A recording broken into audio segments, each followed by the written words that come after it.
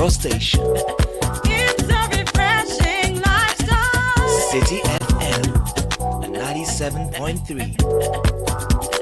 For those of you that think that gospel music has gone too far, you think we've gotten too radical with our message. Well, I got news for you. You ain't heard nothing yet. And if you don't know, now you know. Glory, glory! Woo! You better put them hands together and act like you know up in here. GP!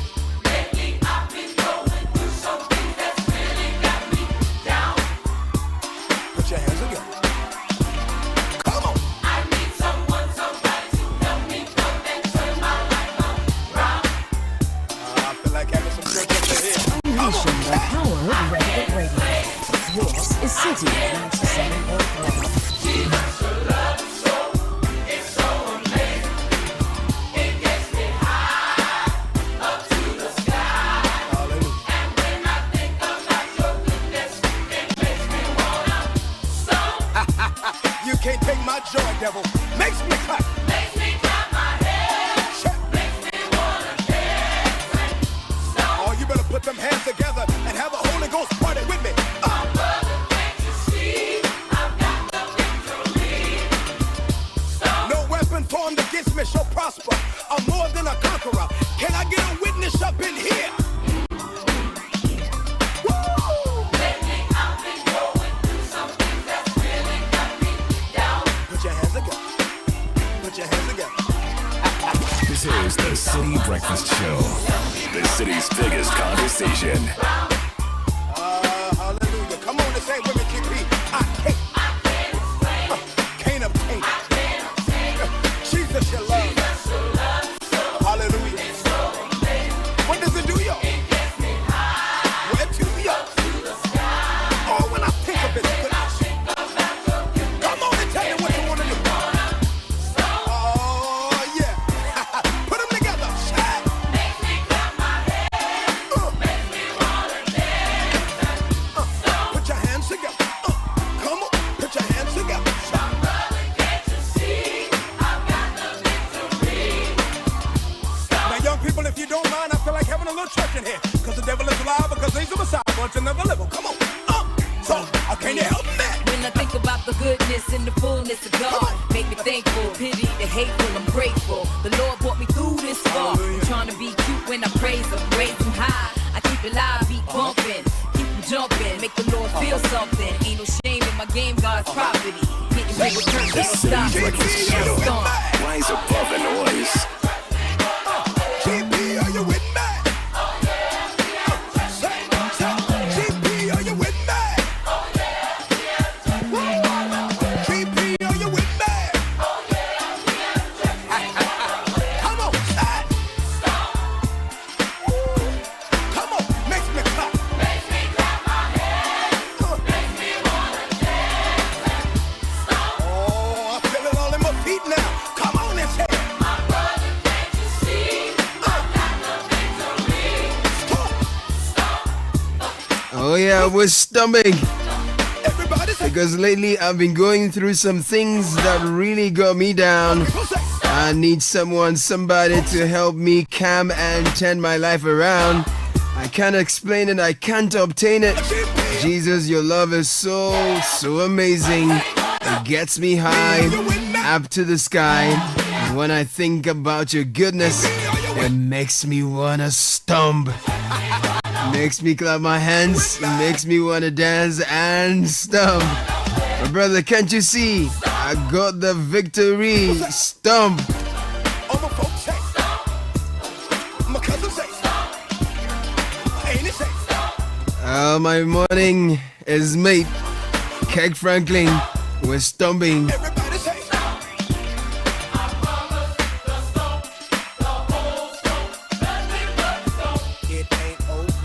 97.3 Citi FM is 30 after 6 on a Thursday morning, last day of the month of July. and act like you know up in here. GP, We're storming into August, and we declare it's going to be a great month. put your hands up. August will be better than July.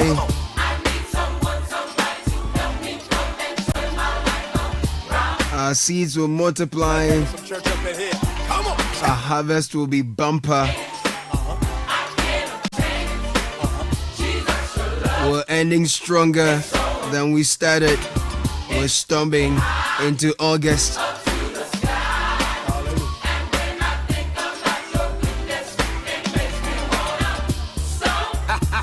You can't take my joy, devil. Makes me clap. My name is Caleb Kuda and welcome to the show. It's City Breakfast Show. It's very interactive. 0549986996. We have so much to talk about today.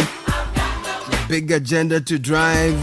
I'm always excited about this particular one. We call it This is Ghana Exhibition. Witness up in Wow, it's here again on the 6th of September. From 6th to 7th of September, the best of Ghana will be converging at the Ifwa Sutherland Children's Park, where we'll be displaying made in Ghana products, made in Ghana services, made in Ghana business solutions. Is the finest platform where the best of us Jesus, your love. is showcased to the rest of the world, and where we campaign Where to yo? for you to vote for Ghana with your money. Come on and take. So if you're an entrepreneur, you're an SME, you're a business in Ghana, stomp This is Ghana Exhibition 2025. You will experience the best of us. Look, you have to call this number 0205-973-973 for enquiries or registration, especially for all you entrepreneurs who are in the Made in Ghana space. Having a little church in here. I love Made in Ghana. Cause things are beside one to another level. Come on. So come, let's do this. Let us stomp. Some quick thoughts to start your morning though. Keep this in mind, yeah? The circumstances amid which you live determine your reputation. The truth you believe determines your character. Reputation is what you are supposed to be. Character is what you are. Reputation is the photograph. Character is the face. Reputation comes over from without. Character grows up from within. Reputation is what you have when you come to a new community. Character is what you have when you go away. Your reputation is made in a moment. Your character is built in a lifetime. Your reputation is learned in an hour. Your character does not come to light for a year. Reputation grows like a mushroom. Character lasts like eternity. Come on and take. So while a good name is more desirable than great riches, a good reputation exists because it is a reflection of a person's character. Everybody say. If a good reputation is like gold, then having integrity or character is like owning the gold mine. So don't just focus on the gold, focus on the mine. Build the character. It takes time, it's difficult, but focus on the character. It will help you in times of crisis. Business Sense brought to you by Access Bank. More Than Banking will bring you the news review shortly. Brought to you by Fidelity Bank. Act like you know it. From the dreams of youth to the ambitions of adulthood, wherever you are on your journey, starting a career, building a family, growing a business, or planning your future, we're here for your journey. Every goal deserves a chance to flourish. With hard work, dedication, and a strong belief in yourself, the seed of greatness is within reach. So trust in the journey. Understand that Fidelity Bank is with you every step of the way. Together, let's turn your dreams into reality. We're here for your journey. Leave with us. It's an interactive show. Don't be passive. We have the Minister for Roads and Highways joining us in the studio this morning. So wherever you're listening to us from, whatever road you drive on, Joy, devil. Makes me clap. we are able to draw his attention to its condition and get firm answers and assurances for you. So are you a local contractor? Are you a normal road user? Are you along the road construction value chain? What would you like us to ask your minister for you? 0549 986 996. 97.3 CDFM, Caleb Kuda, City CBS. Let's do this. Put your hands together. Put your hands together.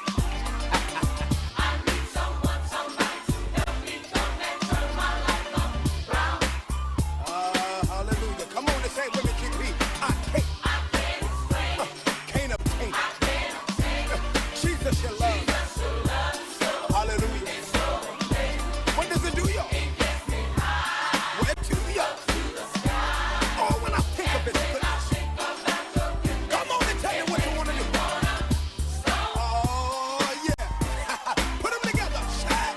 This is the City Breakfast Show. The city's biggest conversation. The City Breakfast Show. Rise above the noise. Join the conversation on the City Breakfast Show on Facebook at facebook.com/City97.3, Twitter at twitter.com/City973, and Instagram at instagram.com/City973 with the hashtag CityCBS.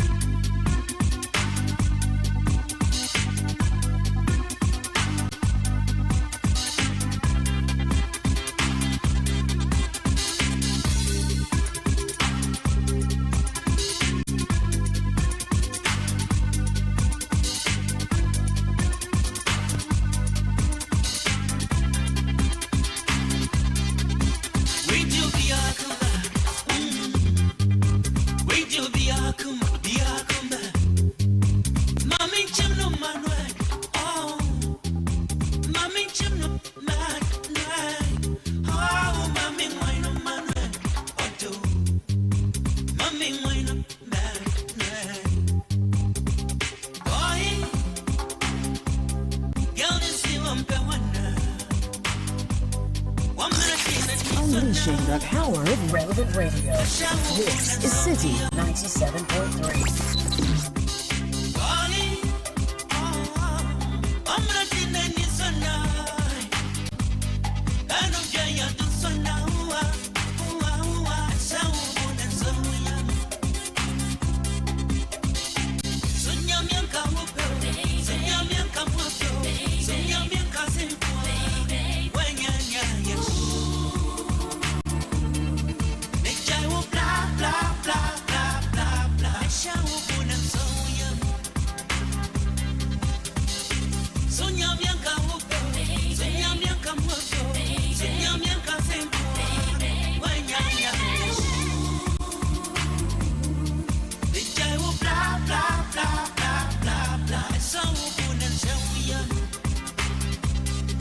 Oh, DL.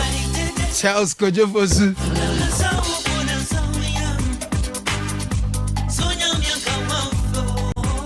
So this one he calls it blah blah blah. Yeah, blah blah blah. Hey. And I can tell you, I can't hear half of what he's saying. Those who the song is meant for, the understanding. No. It's to whom it may concern. they are quite clear. But I'm excited. I think this is the first time we'll have, in a long time, a road minister subject himself to a media interview here. The last in time, the last two previous ones, I've not seen them here. We did a couple of phone interviews with Terminator. Yes. Asenso Boache would usually speak to the press at a gathering, so he hardly gave interviews here. Who was minister before Terminator? Terminator was a long time minister, like from 2017. Yeah, he was a long time minister.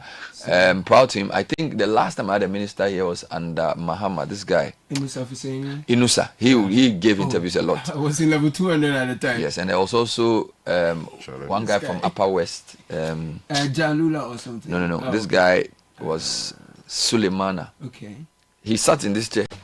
Yes, those times. So we've done a few. So this morning, Kwame governs Abuja. Yes, he's Minister going to. For Roads and he has to come because we'll be in the studio. You know the whole conversation about mobility is critical, and some asking about feeder roads, some asking about urban roads, trunk roads, whatever. So other projects, whether you terminate it or not. Yeah, we also want timelines. Want to know funding. We are told that the road toll is coming back. We hope it's not bringing traffic back.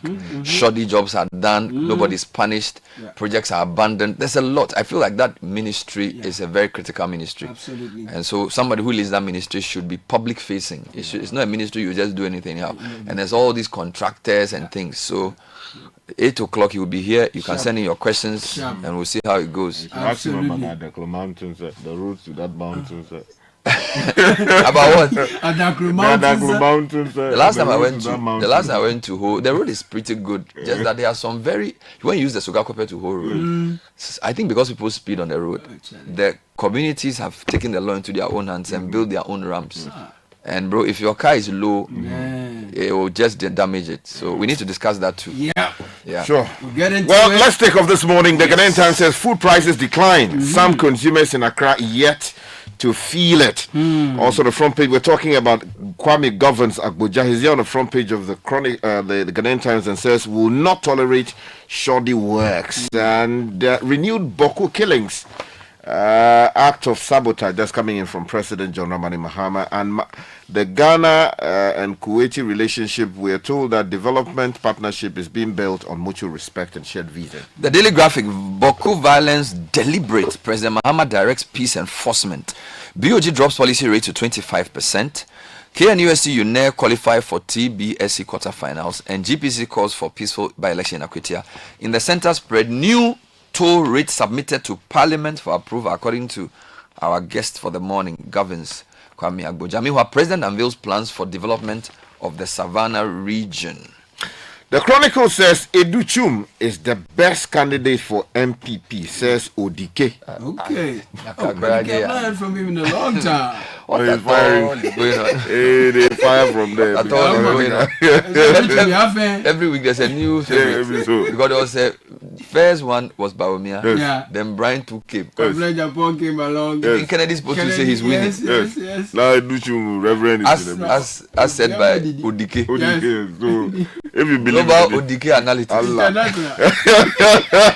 Also, $1.7 million gold seized Charlie? from Burkinabe by NACOC, and they've handed over that to Gold Board. Daily Guide has the NACOC story. Hands over $1.7 million seized gold to Gold Board. There's a photo of the Interior Minister, officials of the NACOC, and then the Gold Board CEO. Meanwhile, soldiers punch Joy FM reporter, slap witness as Magdan warehouse demolition. Really annoying story, and you should the GJ will issue a proper statement on this later today. Atuesian gets 10 million CD bill pending appeal. He's photographed here with a mask and something on his head as if he's about to undergo a surgery of some kind. Okay. Agrada begs for plea deal. She's also on the front page of the Daily Guide this morning. Okay. The Daybreak newspaper says journalists in danger in Mahama government. 13 whipped in 7 months. I told the GJ president who spoke about 12, unless I didn't hear him properly. And then also GAF, the Ghana Forces, is probing soldiers' misconduct in the demolition operation that happened yesterday. And Stop Press, promotion scare hits GPHA as Asiedun Ketier's board okays over 800 demotions. Meanwhile, the New Republic says ex-MIF boss nabbed at KIA as MPP appointees flee amid anti-corruption probes. Paul Adomachi faces an hindering, and this is OSP over some revenue matter. Chieftaincy scandal rocks Wasafiasi, and then MPP's 10,000 kilometer highway road was a scam. This is Governor Agboja again. Meanwhile, Agrada Bex AG will plea bargain spare her more prison time. That's the question for the morning. What's happening online? Well, before that, the overseer, days of uncontrolled contract awards are over. Road Minister says this. ADB records 230 million CD profit in 6 months. And then tertiary scholarship 2025 scheme launched by the Secretariat. And then there's also Minister for Lands dismissing claims of $1.2 billion bauxite lease cancellation to Rockshore. All these and more coming up. Right, so the Ghana School of Law drafts its own reform bill amidst government's overhaul plans. This came up in an interview on Point of View last night. Mpox outbreak escalating requires increased funding. This is former Deputy Health Minister Paul Adumotre on the Ghana Airport Company Limited contract says he's alleging witch hunt in OSP probe. Trade Minister pushes for policy to site factories near raw materials. Ghana Armed Forces is probing assault on Joy News reporter. Atu Asians failing health justifies bail. Dr. John Appiah here. And the 2018 National Best Farmer calls for unified, context-driven agric reforms. Agboja deliberately misleading Ghanaians on Akufo-Addo's road record. This is the minority. So later this morning we'll speak more on that. If you go to citynewsroom.com, government releases $1 million to resolve scholarship crisis at University of Memphis.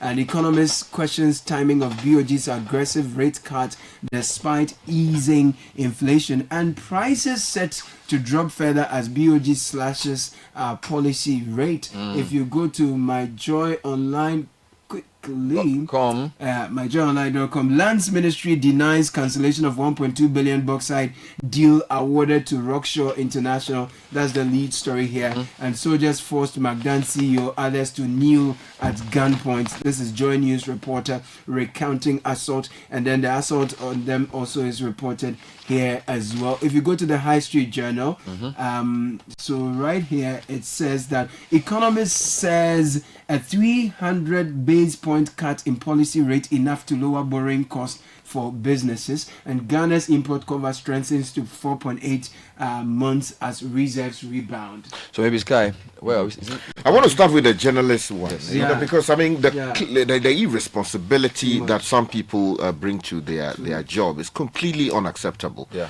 Soldiers should not misbehave the way we were told they behaved yesterday. If you go to the Daybreak newspaper, the story is there: journalists in danger in Mahama government. But I'm not happy about how they are framing. Yeah, because what it is that a citizen was also brutalized yesterday, right? Yeah. They beat up someone who was giving an eyewitness account. Yeah, as if his life doesn't matter. Exactly, and no, we because are it's media coverage, so maybe they want. Yeah, no, we have to highlight have a balance. Yes, a balance. Yeah, exactly. Okay. The story says a disturbing trend of physical assaults on journalists across the country is raising serious questions about President Mahama and his repeated assurances to uphold press freedom and protect media practitioners under his leadership. Now, the latest incident occurred during a demolition exercise at a warehouse reportedly linked to prominent businessman Daniel Macaulay, also known as Magdan. Now, Joy News reporter Carlos Caloni was physically assaulted by soldiers while attempting to interview an eyewitness at the scene.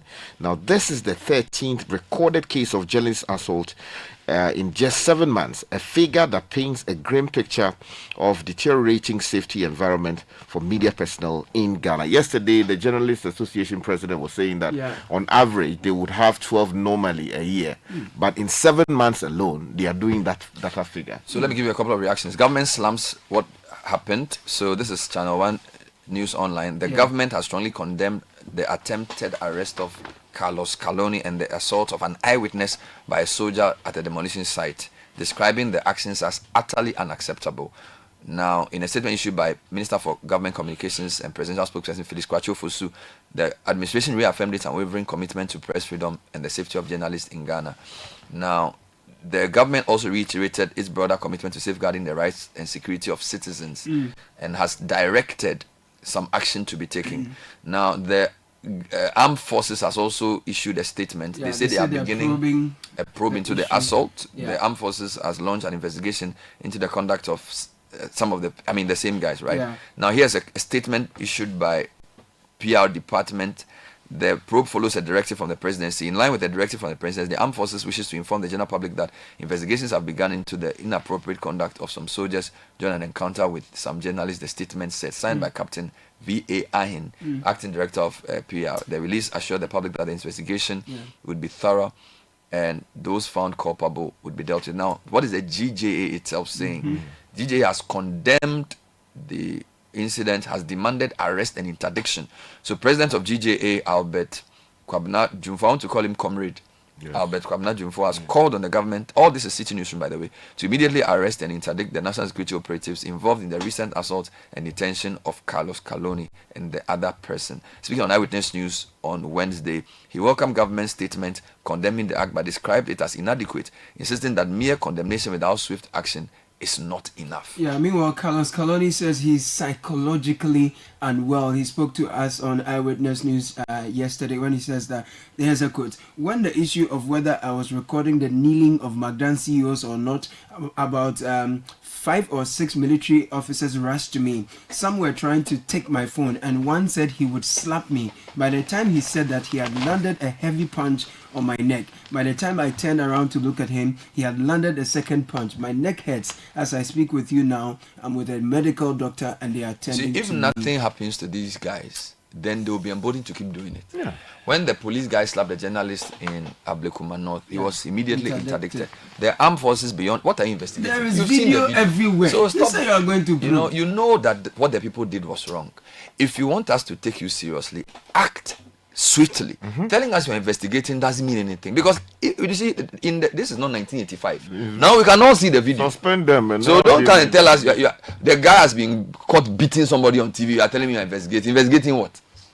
You know, these things, we are not children anymore. Can you imagine? Charlie, let's do to other stories. Okay, we are told that food prices are going down. Yeah. Yay! Yeah. Now we can expand our food business. Now the story in the Ghanaian Times says food prices decline. Okay. And Cecilia Sada Lagba writes that a market survey conducted by the Ghanaian Times in selected markets in Accra shows a general decline in the prices of some essential food items.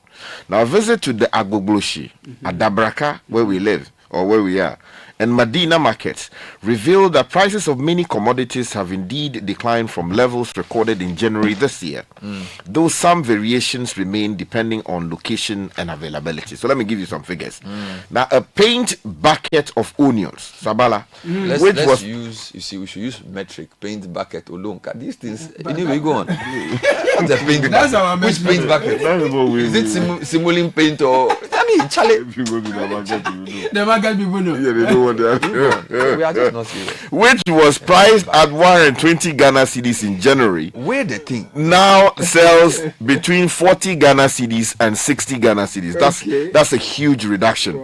Traders attributed the price fluctuation to the seasonal nature and availability of onions, noting that the price could change weekly. Now, let me come to where you are. You'll be happy.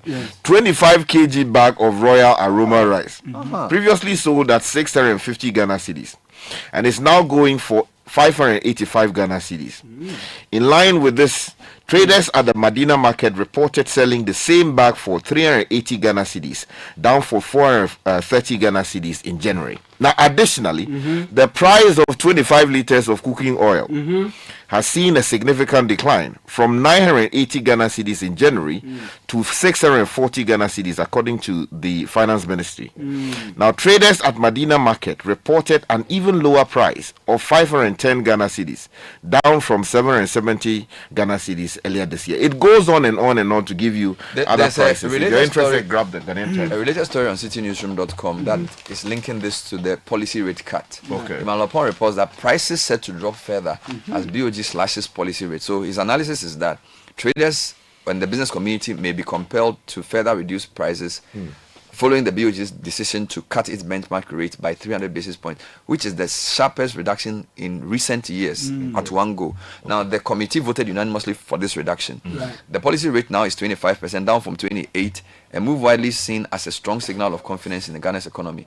Now, Dr. Johnson Esiama speaking during the MPC press briefing basically said inflation was trending downwards and all the indicators pointed to the need to further cut these rates. He says the July forecast shows that the headline inflation is expected to decline further in Q3, a trend within the medium-term target of 8% plus or minus 2 points by end of year. So they are hoping to get single digit by end of year.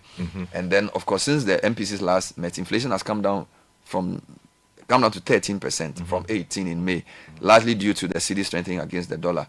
And there's also been a drastic drop in treasury bill rates. So hopefully at the last mile where you buy your food, your price will also come down. And hopefully also Abuso kind people will take this into consideration. Very much so, very much. I understand your income. Can we deal with roads briefly? Before that, though, let me just mention that the BOG is still talking about some matters. So they are asking that people in the space of banking, they have to submit weekly reports or face sanctions. BOG directs DEMIs and EPSPs. Now, basically, the first paragraph of the story says the Bank of Ghana has directed banks, dedicated electronic money issuers, and the enhanced payment service providers to strictly comply with regulatory guidelines governing inward remittances of face sanctions. Apparently, they are accusing them of doing some Caleb, can I give you two quick things from Parliament? Sure. So, new road toll rates submitted to Parliament. This is graphic center page. Road tolls with an electronic payment system designed to improve efficiency and boost revenue generation from road maintenance across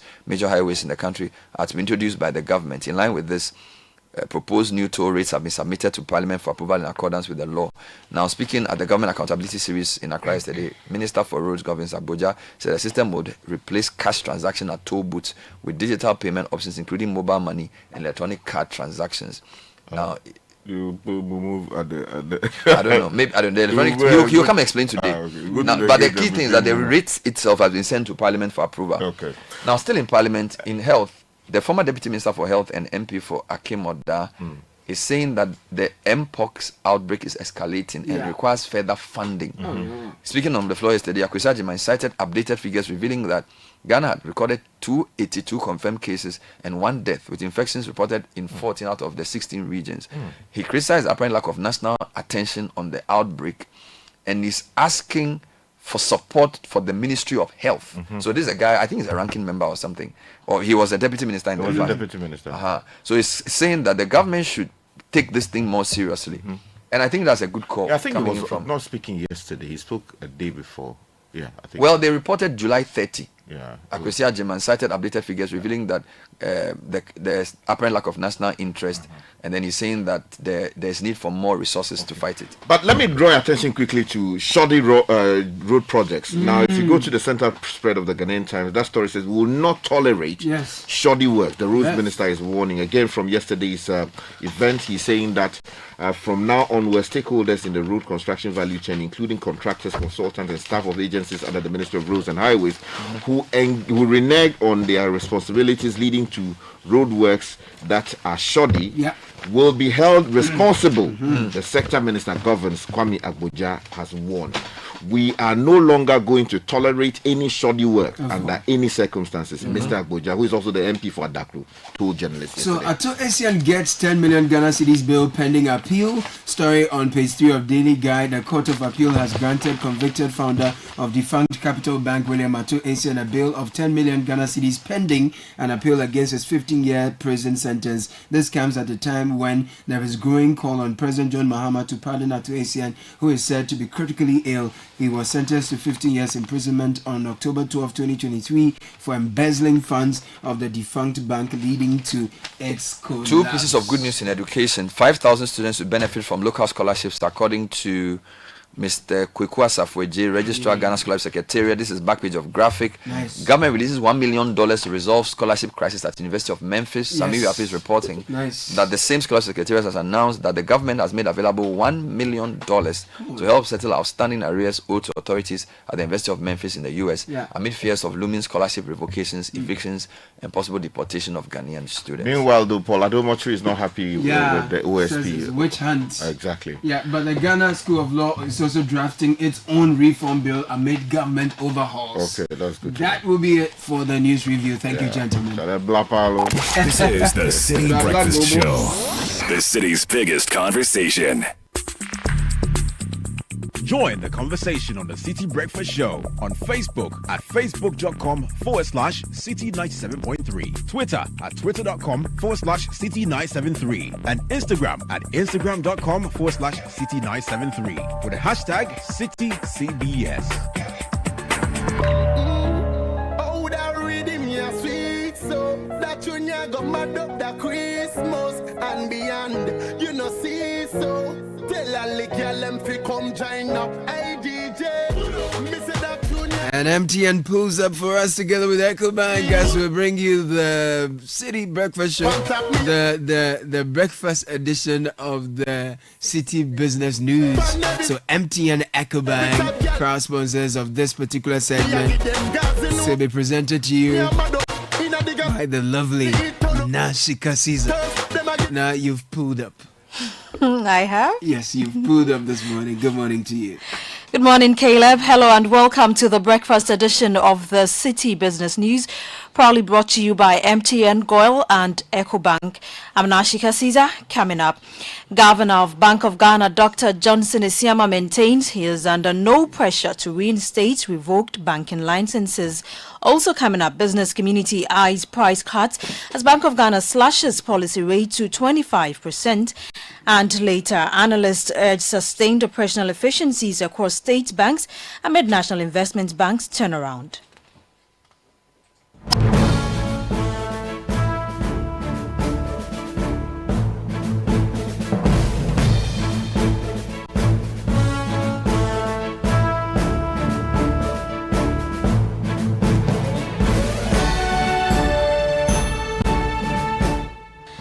Let's settle for the details of our stories now. Business communities in the country may be compelled to further reduce the prices of goods and services in the coming days following the Bank of Ghana's bold decision to cut its benchmark interest rate by 300 basis points, the sharpest reduction in recent years. The policy rate now stands at 25%, down from 28%, a move widely seen as a strong signal of confidence in Ghana's macroeconomic rebound. One of the groups optimistic about the impact of this decision is the Association of Ghana Industries AGI. Speaking to Citi Business News, the Greater Accra Regional Chairman of AGI, Chonam Akpelo, urged the government to ensure that the current macroeconomic recovery is not short-lived. From the AGI side of things, we are extremely happy and excited, and it's actually a welcoming news for us. So we are already taking a normal step to reduce prices. If you go to the market today, you'd observe that most prices of our goods and services have been reduced. We are still studying the trend, and if everything goes well, we will continue to consider reducing the price of goods and services that we produce in the market. We're also expecting governments to also take all measures to ensure that people who smuggle products to the country are dealt with. You have there the Greater Accra Regional Chairman of AGI, Chonam Akpelo. Meanwhile, economist Professor Patrick Isumin has questioned the Bank of Ghana's decision to cut its benchmark policy rate by 300 basis points, describing the move as aggressive and surprising. He, however, does not expect the decision to derail the current disinflation trend. I do not think there will be a reverse. I think there's some disinflation momentum that has gathered that may continue for a little while. I think that we haven't seen the full pass-through effect of the impact of the currency appreciation, and don't forget that we are also entering our harvest season, and there's expectation that this year the harvest will be good, so that should help push food inflation down a little more. So in the whole, I don't think that we will see an about 10 in terms of the disinflation that we are seeing. I just say this, that perhaps we could have waited 2 more months to see that we are, who knows, maybe in 2 months we could even be in a medium-term target. Then we are on a stronger ground to cut the policy rate. That was Professor Patrick Isumin, who is an economist. Moving on, the governor of the Bank of Ghana, Dr. Johnson Isiama, says he's under no pressure to unitarily reinstate the licenses of banks whose operations were revoked during the country's comprehensive banking sector cleanup. His comments come amid public discussions and lobbying efforts by some stakeholders seeking a review of the central bank's revocation decisions during the banking sector reforms that began in 2017. Here is more.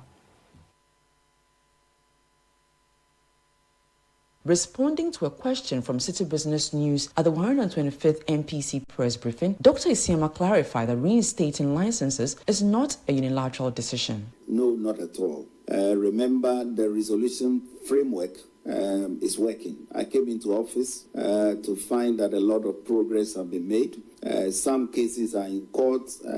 Some cases are, undergoing certain forms of settlement. And so the process is on, and we'll follow on with the process in that regard. But from where I sit at the moment, there's no pressure on me. The governor's comments came as MPC announced a bold move to cut the policy rate by 300 basis points, bringing it down to 25%. Given these considerations, the MPC, by a majority decision, voted to lower the monetary policy rate by 300 basis points to 25.0%.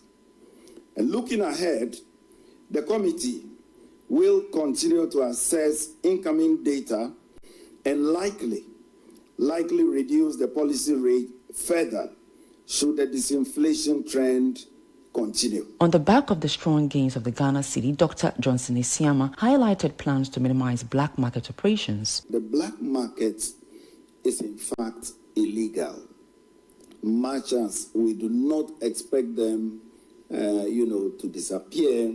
Remember that they are not licensed, it is illegal, it's operating informally. Only the licensed forex bureau are allowed to deal in the buying and selling of foreign currency. The black market is illegal. He also announced plans to relaunch the gold coin as part of its Citi at 60 commemorative programs. Even though there's a lot of interest in the gold coin, we think that we need to relaunch it. And so as part of the Citi at 60 programs, we are going to be, relaunching the gold coin program. Lots of people have been asking. We keep getting requests, and so rest assured, we are coming back stronger on that program. We think that every Ghanaian, no matter how much you have in your savings, should be able to buy gold. Governor of the Bank of Ghana, Dr. Johnson Isiama, ending that report by Netili Neti Ajaho.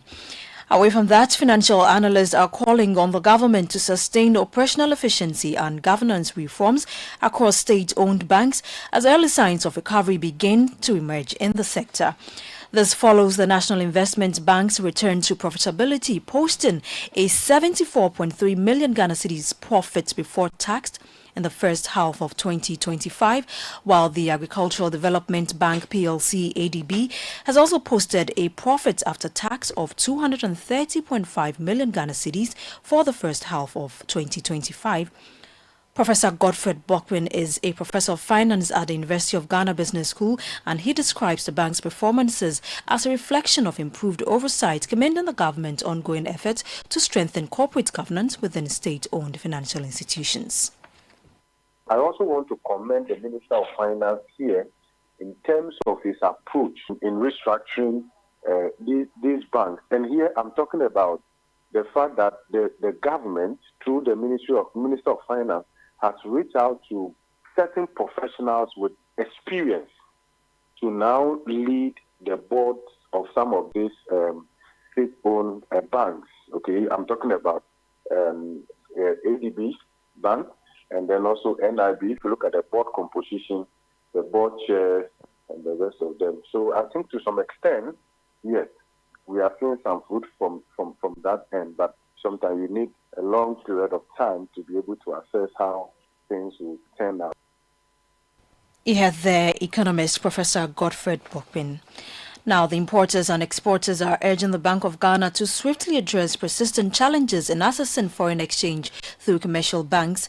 The association says despite recent gains by the Ghana Citi against major currencies, businesses are still struggling to source forex from formal channels, a situation driving many to rely on the black market at higher cost, thereby worsening the cost of doing business. Samson Asakia Wingabit is the Executive Secretary of the Importers and Exporters Association of Ghana. Government should make sure that Bank of Ghana should have a specific rate that cut across all banks and all forest bureau, and including the Alaji or the popular name called Abu. What we are seeing is that commercial banks are having different rates being approved by Bank of Ghana. Forest bureaus are having different rates being approved by Bank of Ghana. Then Abuchi is even the worst. And so we cannot be in one country that we are having different institutions having different rates. That is what is exactly happening in the port, where the shipping lines are not using custom rate. Custom is using 10.4 calculating duty. Yes, shipping lines are using 11 series, 12 series in charging their own rate. And then I am by this call on the finance minister to have a policy to correct this. Samson Asakia Wingabit is the Executive Secretary of the Importers and Exporters Association of Ghana. On the interbank market today, the dollar is going for 10 cedis, 48 pesos, while the British pound is going for 15 cedis, 60 pesos, and the euro is going for 13 cedis, 50 pesos. And that's all for the breakfast edition of the Citi Business News, proudly brought to you by MTN, Goil, and EcoBank. I'm Nashika Caesar. Many thanks for your company. Do have a great business day. Charlie, where are you? Bossman, I'm at the bank. Really? But your car is in front of your house. Bro, my bank on my phone, Charlie. Oh, how? EcoBank, bro. With EcoBank mobile app, I can do everything, anywhere, anytime. Listen, I just checked my account balance, paid Ahmed's school fees, and sent money to my grandma at Walwale. Oh, wow. Wow. Masa, just download the EcoBank mobile app from the Google Play Store or the App Store, or dial *770# and be your own bank manager. Manager. Whether to pay bills or fees, to check account statements, send money across Ghana, abroad, and more, EcoBank mobile app has got it covered. EcoBank Mobile, making everyday people live everyday lives the EcoBank way. EcoBank, the Pan-African bank. Ah, Ma, have you received the delivery? See, the Riders Bay. Send in the Momo. Okay, *177. Ah, Paco. Don't you use a smartphone? Use the Momo app, ne? Huh? Aba app. Hey, I want to say a millennium, say millennial. Inyim. Oh, millennium for ya nyaze. Switch to the app. Oh, you're smart. And you're secure. Enter a world of possibilities with the Momo app. Pay your favorite merchant, pay utility bills, and borrow from our wide range of lending services. Move to the app side today. MTN. We asked Ghanaian business owners what they want from Old Mutual. I want insurance and pension solutions that will protect my employees. Your business growth is our business. For 180 years, we have partnered with businesses to protect and grow their most valuable assets. From tailored group life assurance protection to affordable pension plans, we've got your business and your employees covered. Contact your broker or call Old Mutual on 0509 551 609 today. Old Mutual, do great things every day.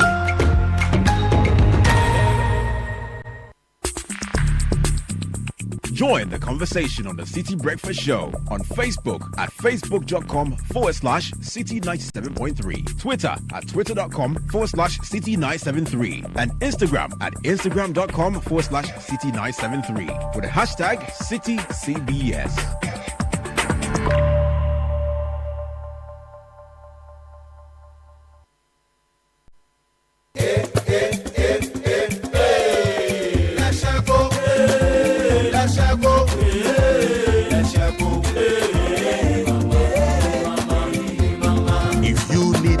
Services, innovative financial solution. We deliver on our promise, cause we are number one. Let's share go, we improve your life.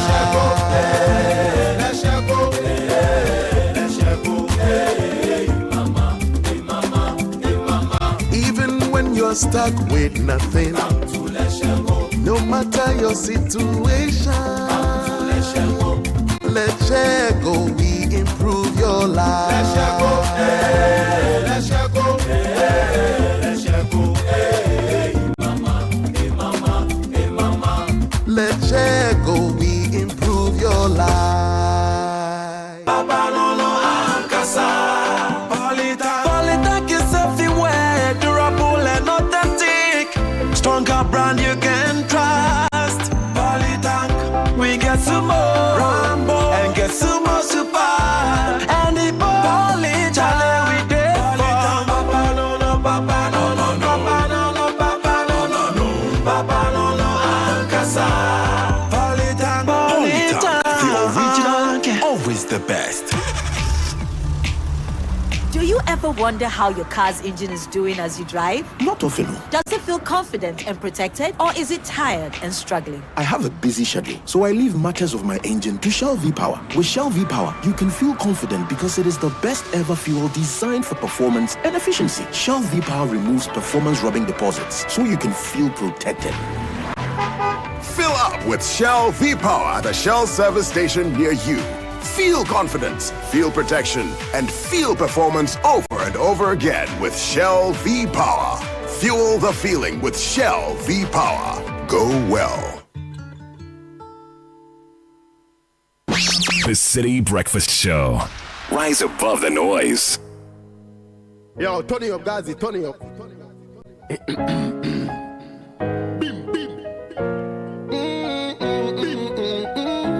Oh, that rhythm, yeah, sweet so that you got mad up that Christmas and beyond. You know, see so. Tell all the girl them fi come join up. Hey DJ, me say that junior eat. It's like way on every street. Every top girl want it. Tap up on top, me I give them that one your name. Me say that junior eat. It's like way on every street. Every top girl want it. I tap up on top, me I give them gas in know. That junior mad up. Inna the Gaza, inna the gully, it turn up. And I answer thirst, them a give me come up. And EcoBank says every day people face different emergencies, police, fire, medical, you name it. But this one will come to your rescue when you have a money emergency. Star 770 hash is the new EcoBank money emergency number. Star 770 hash. It gives you instant access to loans, fund transfers, utility payments, airtime, data purchases, so much more, even without data. So there is no need to panic when you find yourself in any money emergency. EcoBank will come to your rescue. Dial star 770 hash now for solutions to your money emergencies. EcoBank as deep an African bank. We'll bring you Kickoff, which is our sports news segment, brought to you proudly by EcoBank, Lesheho and Shell. Polytank is the name we all know when it comes to water storage. They've been in the business for 3 decades and more. They're trusted by all generations, so make no mistakes. Always choose guaranteed quality. Go for Polytank. No matter the size, durability is always assured. Same price across the country at Polytank partner shops. We do not, however, request for Momo payments online, so do not get scammed. Polytank is the original Papano and Kessa. You deserve financial peace, and Lesheho is here to give you just that.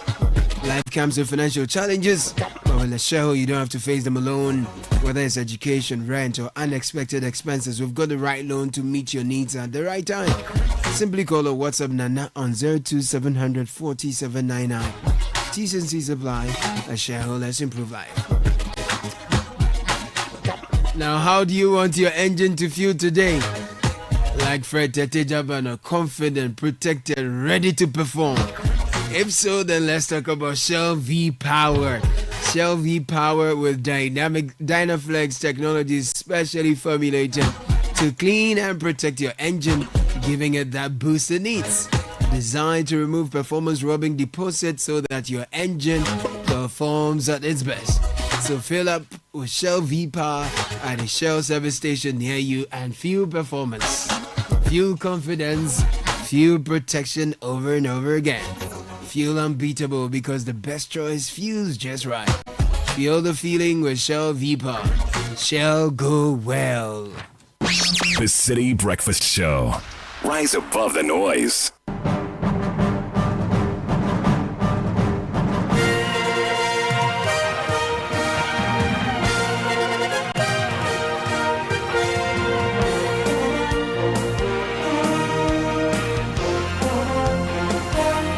Well, guess who's pulled up with kickoff this morning? Yeah. Fred Tetejabano, you have the sports bulletin this morning. Yes, Mr. Kuda. Sometimes you are called to do certain things, and as a sports lover, I have to show up for my team. Yes, I'm told you even play football when you're in secondary school. I was a striker, you know. Oh, you were striking? Yeah. No wonder, man. A prolific one, actually. Let's go on straight into the sports news, where we start with the Ghana Premier League, where Public Relations Officer of Australia All Blacks Nathan Obin says the club settled on Egyptian coach Ahmed Ibrahim Fati after Prince George Kofi opted not to continue, despite guiding the team back to the Premier League after 16 years. He says Fati's experience in the Egyptian league makes him the right fit for the next chapter. We wanted to continue our marriage with our former coach, Prince George Kofi, but the contract that he signed was till the end of the season, so we had to go back to the table to ensure that we negotiate. But unfortunately, he said he wanted to opt out. Then we're looking within to get one of our own. That's what people say, the local coach. But we had one, but he wanted to come in December, and we are a traditional club. We can't risk that. So we decided, okay, fine, then why not? Joe Ajman is still the assistant coach for the team. Let's try and see if there was an offer on the table which is the current coach, and we interviewed him for a couple of days with his background from Egypt, the African terrain. Meanwhile, Bin says Radio All Blacks are rebranding with fresh identity, aiming to blend tradition with modern football as they return to the Premier League after 16 years. Create a new culture, then a new identity for the club. Because I said the next few years of All Blacks, all things being equal, we need to create certain identity. We need to blend the traditional culture and modernity to ensure that we create a new sort of culture for the club. And it must start from on the pitch to be able to resonate with all of the pitch activities. So the coming of Fati, you can bear with me that Egypt League, the Egyptian League, is one of the best in the world, in Africa right now. So you heard Prince Obin, who's the public relations manager for Radio All Blacks. Let's go on still on the local football calendar. Channel 1 TV and Citi FM have thrown their full weight behind the 2025 Bese Mancha Homowo Peace Cup, confirming their media partnership for the annual football showdown set for Sunday, August 17th at the Accra Sports Stadium. The match, a major highlight of the Homowo Festival, will see Accra House of Folk face off against Kwando Hearts of Lions. Organizers say this year's edition would go beyond the pitch, focusing on Ghana heritage, peace building, and community pride across the Greater Accra region. The event will be broadcast on both Channel 1 TV and Citi FM. Let's move on to the foreign front, where Manchester City have confirmed the return of goalkeeper James Stratford from Burnley in a deal that could set a new record for a British shot stopper. While City value the transfer at £27 million plus add-ons, Burnley's camp insists that the total package could rise to £31 million, eclipsing the £31 million Everton paid for Jordan Pickford. The 21-year-old signed a 5-year deal with an option for a sixth and is expected to wear the number 1 shirt at the Etihad. It's brilliant for us. It's one of my goals since I joined when I was 12 to play for Man City, and I knew my journey would look differently, and throughout it I always believed that I'd be coming back, and when I left on loan when I was 18 or when I left to Burnley when I was 20, I always believed that one day I'd be back, and yeah, I worked to achieve this moment. We remain in Manchester, where Manchester United defender Luke Shaw says the club's focus is firmly focused on winning the Premier League. Despite finishing 15th last season and missing out on European football, Shaw says under new coach Ruben Amorim, the team's ambition remains unchanged to challenge for the title. The aim has to be win the Premier League. I know people will, be questioning me for saying that after last season, but it has to be that, and it's not just me, that's sure the whole team. If you ask them, they all have the same aims. Even the manager, I'm sure he probably wouldn't say it in the press, but we all have to have the same beliefs and ambitions and family sort of feeling together, and all strive for the same thing. There's no stragglers in this group anymore. I think everyone has to put the team first. I think that's something that we need to keep to make us more of a family, and everyone all together, and we're all driving in the same direction. You heard Luke Shaw, a Manchester United defender. Still with Manchester United's head coach Ruben Amorim says he's pleased with Rasmus Højlund's attitude and work rate. Højlund, who scored twice in their summer series win over Bournemouth, has impressed Amorim even as the club prepares to welcome a new striker. Guys, I'm really happy with Rasmus. I don't know what is going to happen until the end of the market. The important thing is that the strikers that are here are working really well, are improving, are helping the team, and that is the most important thing. You had Manchester United's coach Ruben Amorim. Still on transfers, former Liverpool striker Michael Owen has weighed in on reports linking Newcastle's Alexander Isak to Anfield. Owen believes the move, if it happens, would be driven by ambition, not money. He says top talents are always seeking the next challenge, and that will never change in football. Isak was notably absent from Newcastle's pre-season tour of Asia, sparking even more speculations about his future. Yeah, but has football ever been any different? Certainly not in my generation. You get top players and you know, if a Berbatov or something came available at Tottenham, then Manchester United used to buy them. If any decent player comes available, the big boys come, and eventually, you know, they move. And it is sad because you want competition in football, but you know, you put yourself in a player's point of view. If we didn't have, and I know people will say, you know, you should stick to this and do that and whatever, but if you didn't have ambition, then football would be not. It's all about players. You've got one short career, trying to win as much as you can, trying to get to the best team, and that's what drives everybody. And people will say it's money, and it's not. A lot of people, most footballers just want to be in the best team, playing in the best competitions, winning the trophies. And unfortunately, this scenario will never ever change. Yeah. You had former Liverpool striker Michael Owen. And that's all for Kickoff this morning, brought to you by Shell V Power, Le Show and Polytank. My name is Fred Tete Jabana. When the pain is too much, don't know what else to do. So rapping all, we'll take the pain away. Rapping all,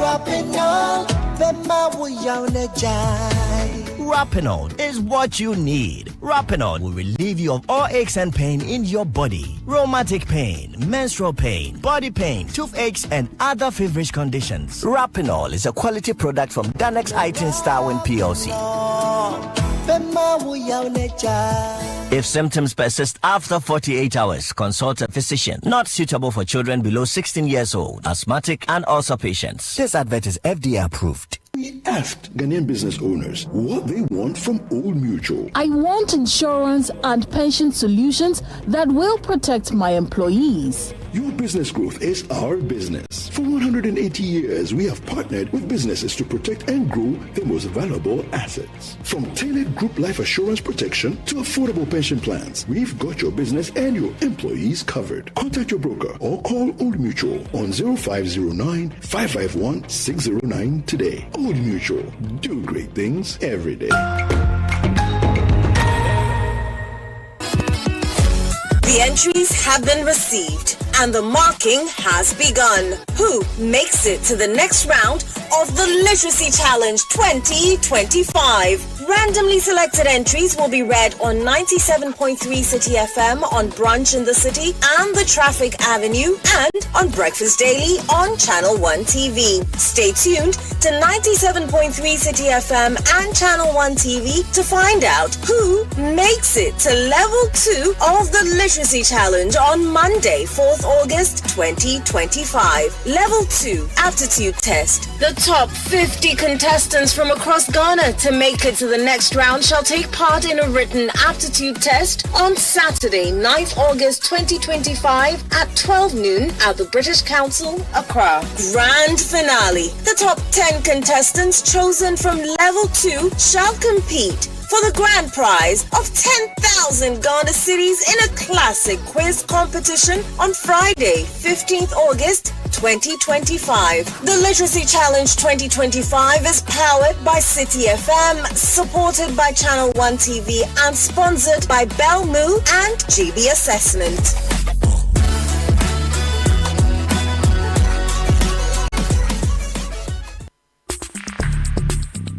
Join the conversation on the City Breakfast Show on Facebook at facebook.com/City97.3, Twitter at twitter.com/City973, and Instagram at instagram.com/City973 with the hashtag CityCBS. This is the City Breakfast Show, the city's biggest conversation. The City Breakfast Show. Rise above the noise.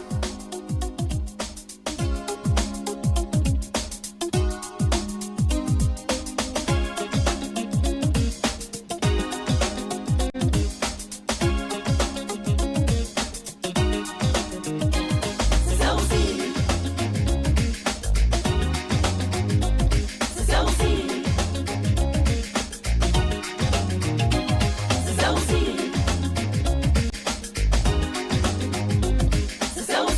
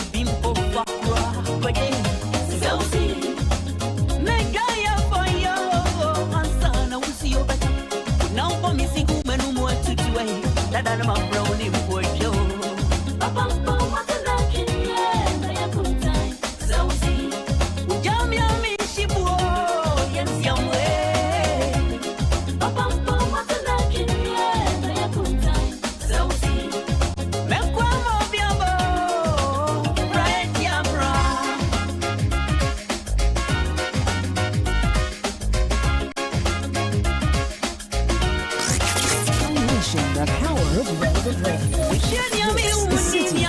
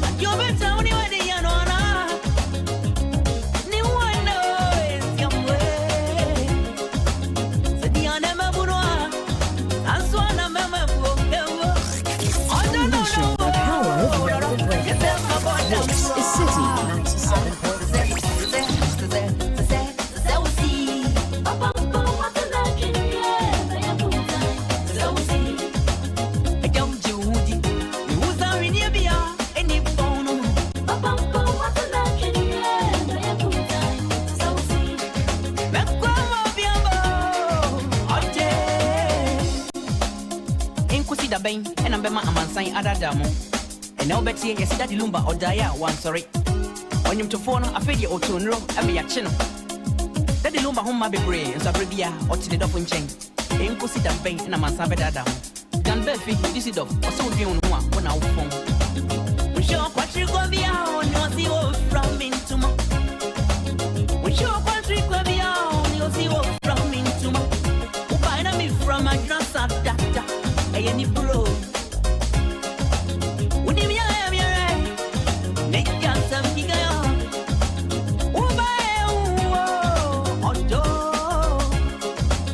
And I'm winning green tea.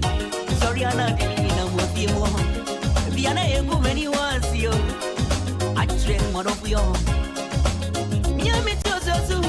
I found my son for me the other day. And then there's your own team, is the boom, you're from for you. The City Breakfast Show. Rise above the noise.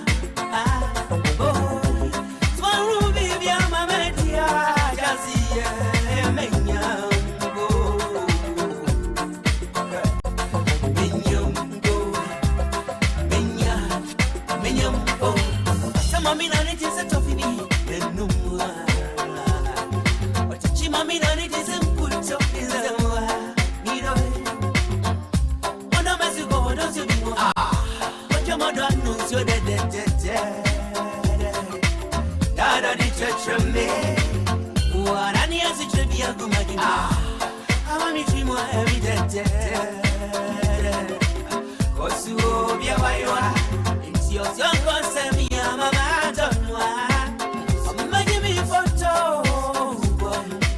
So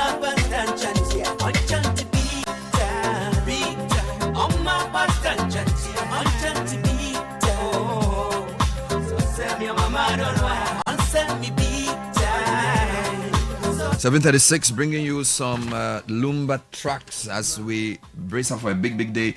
Minister for Roads joins us in the studio for live interview. Yes, we're happy for you to send in your comments. We have 3 lists of projects we're going to quiz him on. The Big Push 32 roads, the so-called abandoned projects, and then of course the projects that had to be renegotiated following the bilateral debt, repayments. So we'll deal with some of those roads as well. What was the basis for election of roads? Yesterday in Parliament, his opposite number, Asenso, questioned the absence of roads from certain regions in this list of Big Push. Yeah. Why were the particular roads selected for this Big Push thing? So we'll be dealing with Abuja Govins Kwame MP for Dakluwaya in studio around 8:15. So please be sure to stay tuned till we get there.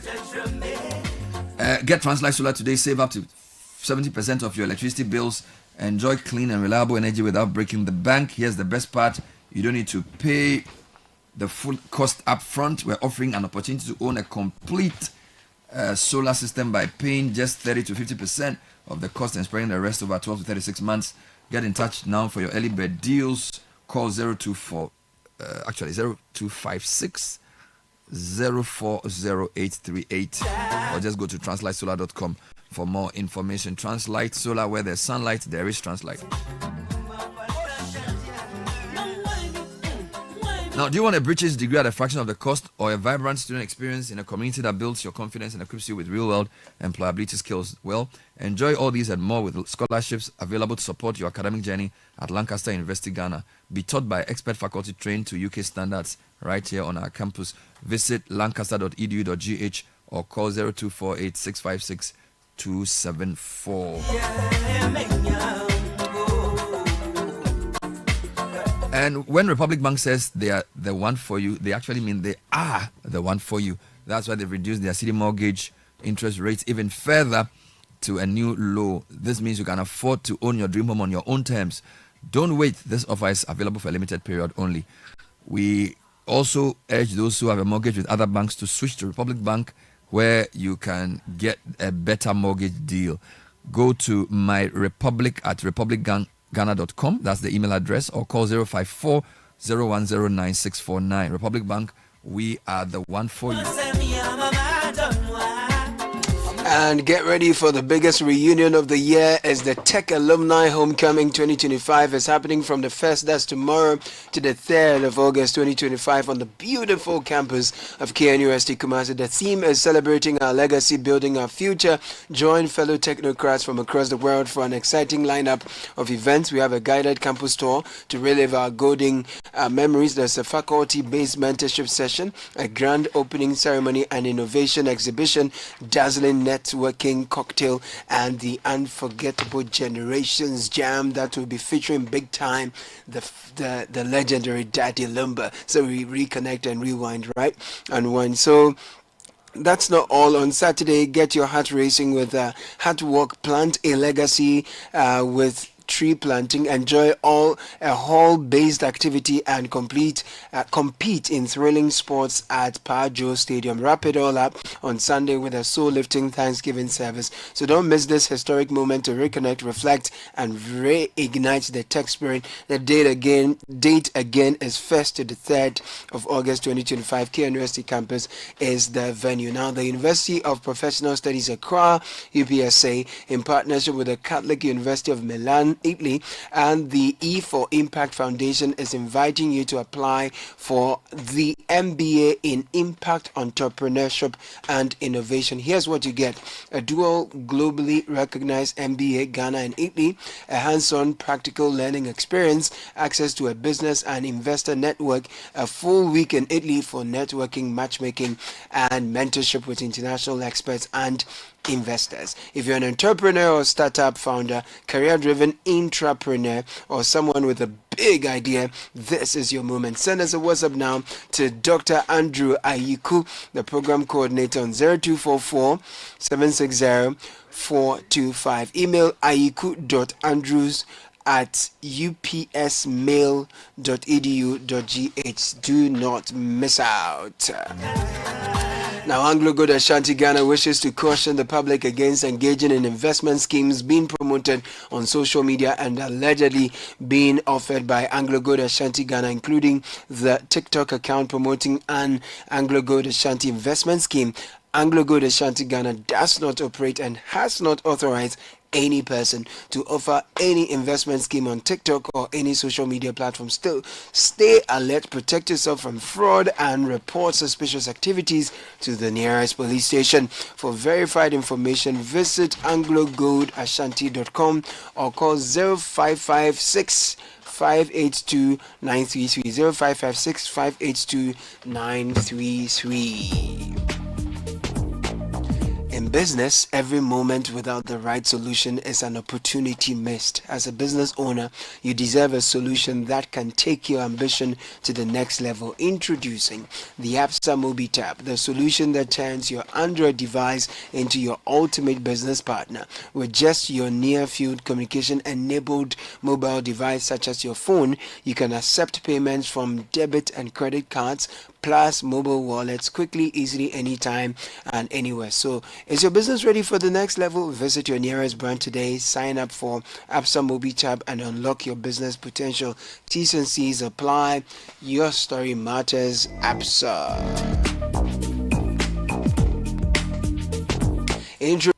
The Mobex Africa Partnership Day, a dynamic platform designed to spark strategic collaborations that will power Africa's digital transformation. On Thursday, July 31, which is today, join the most influential voices in government, technology, business, and development at the Kempinski Gold Coast City Hotel in Accra for this high-level future-shaping gathering.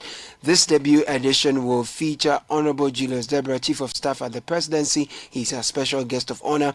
The Honorable Samuel Nete George, MP and Minister for Communications, Digital Technology and Innovation, is our guest speaker.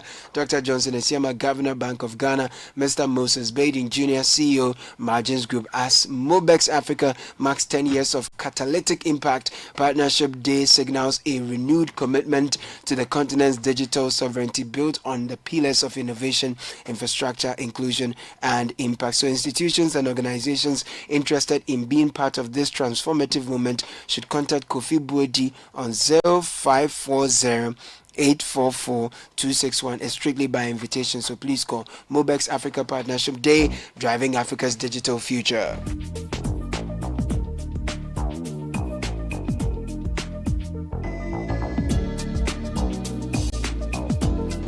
And so we've got some birthday messages coming through. This one says, happy birthday to Abuna Frena Ofosua Sante of Tax and Legal Department of Deloitte and Amos Anyate Nai of the Audit and Assurance Department, from your country managing partner Daniel Kwejo Owusu and all staff of Deloitte. Another one, happy birthday to lawyer Mameama Jekum and Samuel Yeboah. Wishing you successful years ahead. This is from all of us at Taylor Crabb, Barristers and Consultants. Sharp. And happy birthday to the You Never Change hitmaker, Anne Adegla. May God continue to lead and inspire you to release even more powerful songs, gospel songs. We wish you continued favor, good health, and abundant blessings. And best wishes, your friends and loved ones send this. Also, happy birthday to Reverend Dr. Blessing Mensah, Senior Pastor of the New Covenant Assembly of the Assemblies of God Church, Nyameche Dakoman. You are a father, mentor, and a true leader from the youth ministry and the entire NCAG family. Happy birthday to my brother from another mother, that's Dr. Caleb Odoi Odute, a medical doctor and CEO of Nodoc Logistics. You are a really special person, and I'm glad to have you as my brother and friend. Enjoy your day, bro, coming from Keith Sego. Good morning, Citi FM. Today is my daughter Sekle Nam Janice Awanu's birthday. I pray for good health and increase in divine wisdom. And that's from Edwin Awanu there. Right. Today is also the birthday of Freeman Kwade. He works at the UPSA. He's an ardent listener of the show since 2013. Freeman, happy birthday to you, coming from all of us and your loved ones. Have a blast. All right, I know you guys have a lot of questions for the root minister, but I think we need to talk briefly about what happened yesterday. Now, it's funny, the story has actually overshadowed another story. So apparently the Ghana Airport Company said they had reclaimed some 16 acres of airport land from the McDonald Group. So I think there is a link between that and the whole demolition. This is what it appears to me to be. But of course, the way the soldiers behaved was so unprofessional. And for me, what's so sad about this is, you see, they have no excuse. You've gone to a place which is not demarcated a security zone necessarily. There are private companies on that stretch from Action Chapel all the way to the tunnel. There's actually another Macdan company there. All right, so that's number one. Now, this is broad daylight. This is not night. That's number two. So this is not a security zone. You've gone to do some activity there, but we don't know what you are. You see, I think that the impunity is just crazy. This person is a journalist with a branded mic. He is not some trespasser. He's a with a branded mic, interviewing a person with a cameraman. You go, and this guy is live on TV, and then you start beating the guy he's talking to for no reason. And then you punch the guy who has a branded mic. If this guy is still, you see, for me, this idea, the president condemns, no. You see, conduct unpunished is conduct acquiesced. You cannot tell me that these soldiers didn't know that this was Joy FM. They knew. And the guy, what is his crime? He's talking to somebody. Are you telling me that even me, people were sending me photos of the demolished building? It's a serious sight. No serious journalist, even if he wasn't sent there, will see that thing and not go and look at it. He's filming and reporting. You could say, this place has been designated a security zone, so please wrap up your filming and leave. That may not even be right, but at least I can understand that. Rambo style, start beating people live on camera. If these guys are not punished, it means that the government endorses what they did. Don't tell me that you have condemned it. What does it mean to condemn it? A branded mic, broad daylight, beating people, and this is not an election situation. This is not like there was an escalation. This is normal morning. Come on, Felix. The Minister for Defense, you need to have a serious discussion with the armed forces. We are not in 1979. We are in 2025, for God's sake. And we pay you with our money. You are doing your work. We are also doing ours. You have no right to do that. Why do you think because you're in a uniform, you are smarter than us? When you have a problem, we cover it. Do you think journalism, is journalism a crime? Why do you go and start beating up people in public because you are a soldier? Why? What's the basis of that? You are doing your work. So shouldn't we do ours? Why? You are the building you are demolishing. Is this some like a whole stack of grenades there or something? Come on.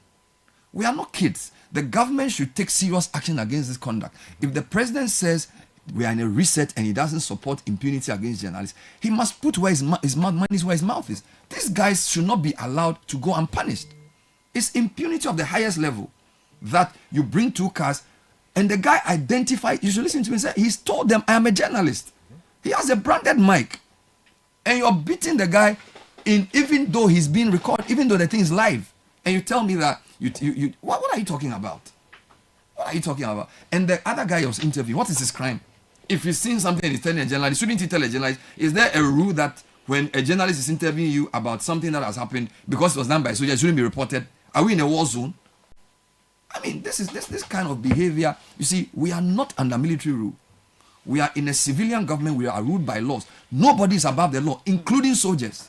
The idea that because you wear uniform, you can do anything you want, that idea is past. And the president must let them know that we will not tolerate this. How can a young journalist, imagine if he died? What is his crime? So, Felix, don't issue a statement telling us that you condemn it. Show us, Minister for Defense, let us know you condemn it. You cannot do that. It's completely wrong. That imagine his editor sends him out and he's come back with injuries on his neck because some soldiers decided that he was filming at the wrong place. Which wrong place? Come on. Let's hear the GJ president. He spoke yesterday. In fact, let's hear the reporter himself. If you hear him, you understand why we are so angry with this.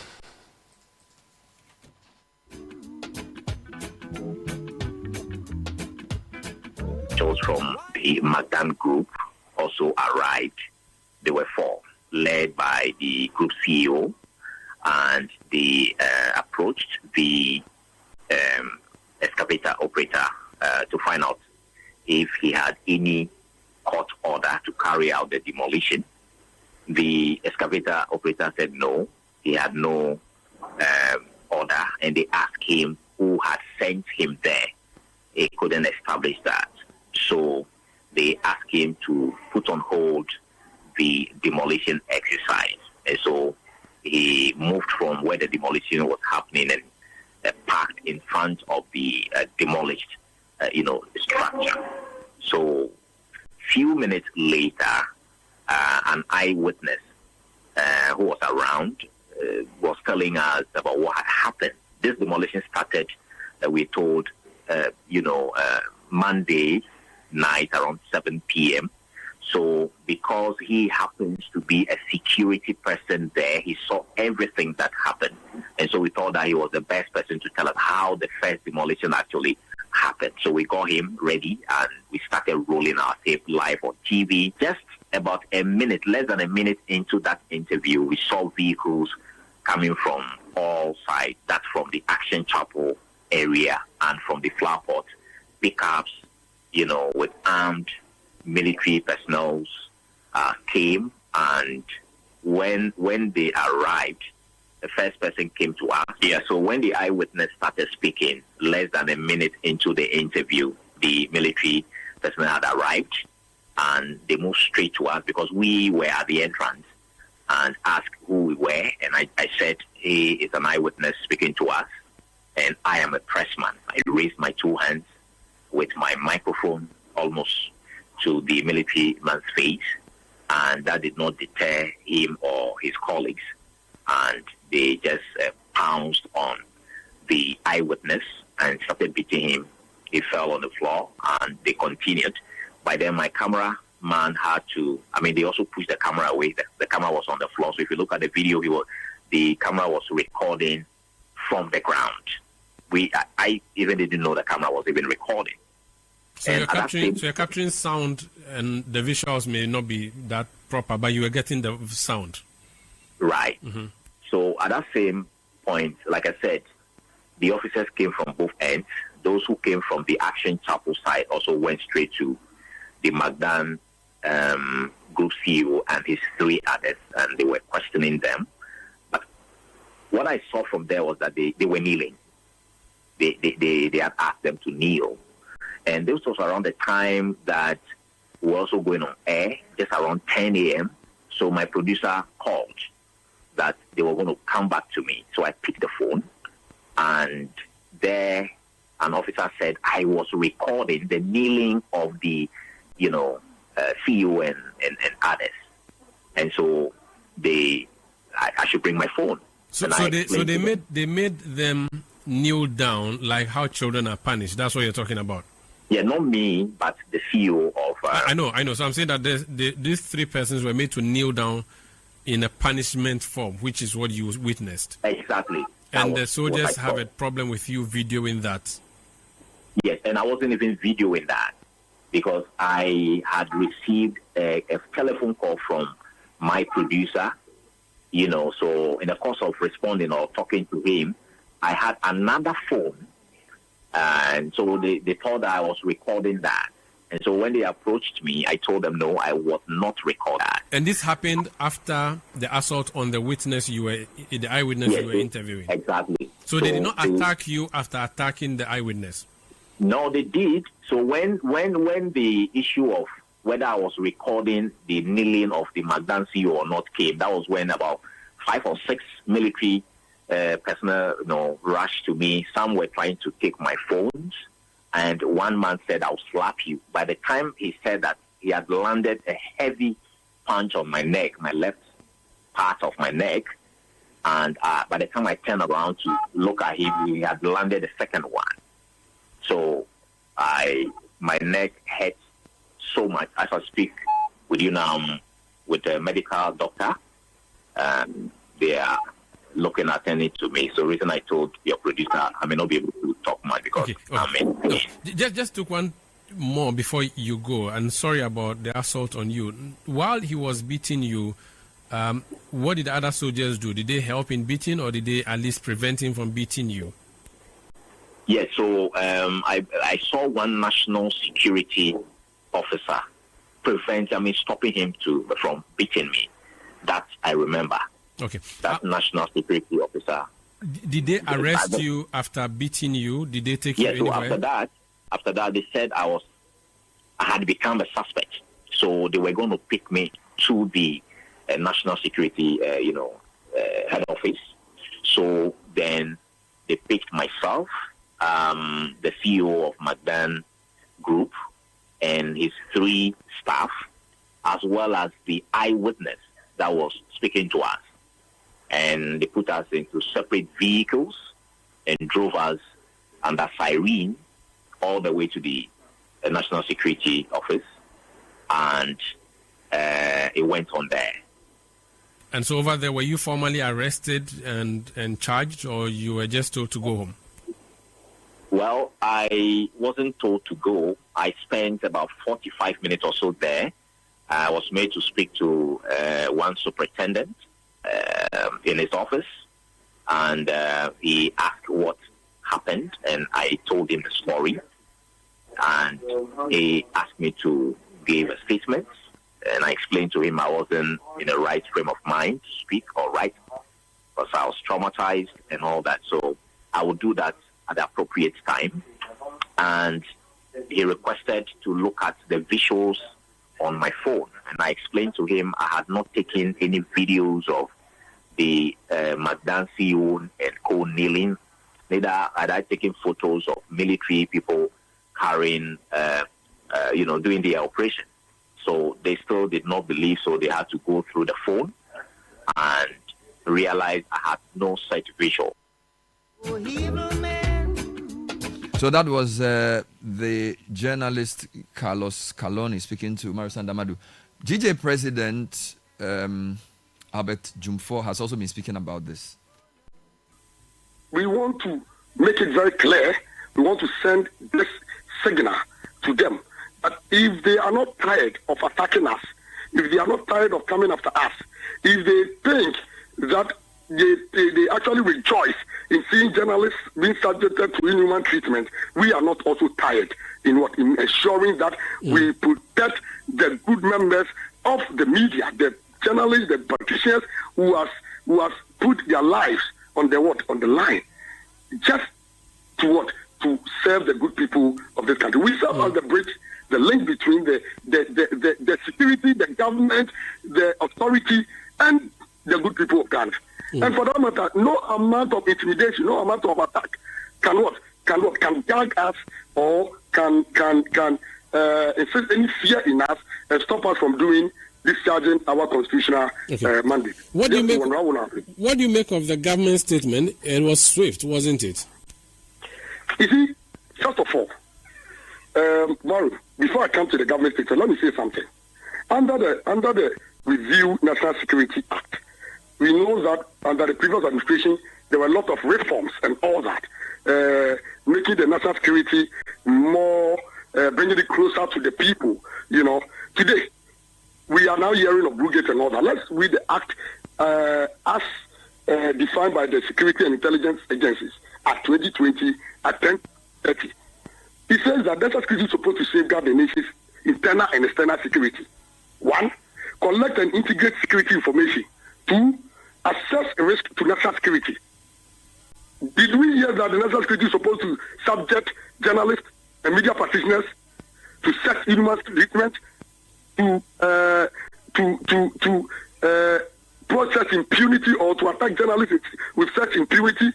Now, with the statement issued by the government, first of all, let me say that I commend as much as we want to commend the Minister for Government, that is Minister of the Minister of State in charge of Government Communication. Yeah. Yes, my good brother Felix. I want to say it, and I will stress on it that we are not impressed. Why? We are not impressed. They've condemned it. They said that is not something that the Mahama administration agrees with, and directed that the Minister for Defense and National Security Coordinator investigate. Umaru, this has become one too many. Umaru, we are in this country. Umaru, why? For how long will we continue? Let me tell you. I have indicated this I remember in my February presser, if you remember, the press conference I had when I said that in the first 50 days under the President Mohammed's second administration, about 7 journalists have been attacked and it's unprecedented. If you remember, you see, we believe that President Mahama is one of us. He is a journalist and he is in good standing. He is a proud member of the Ghana Journalists Association.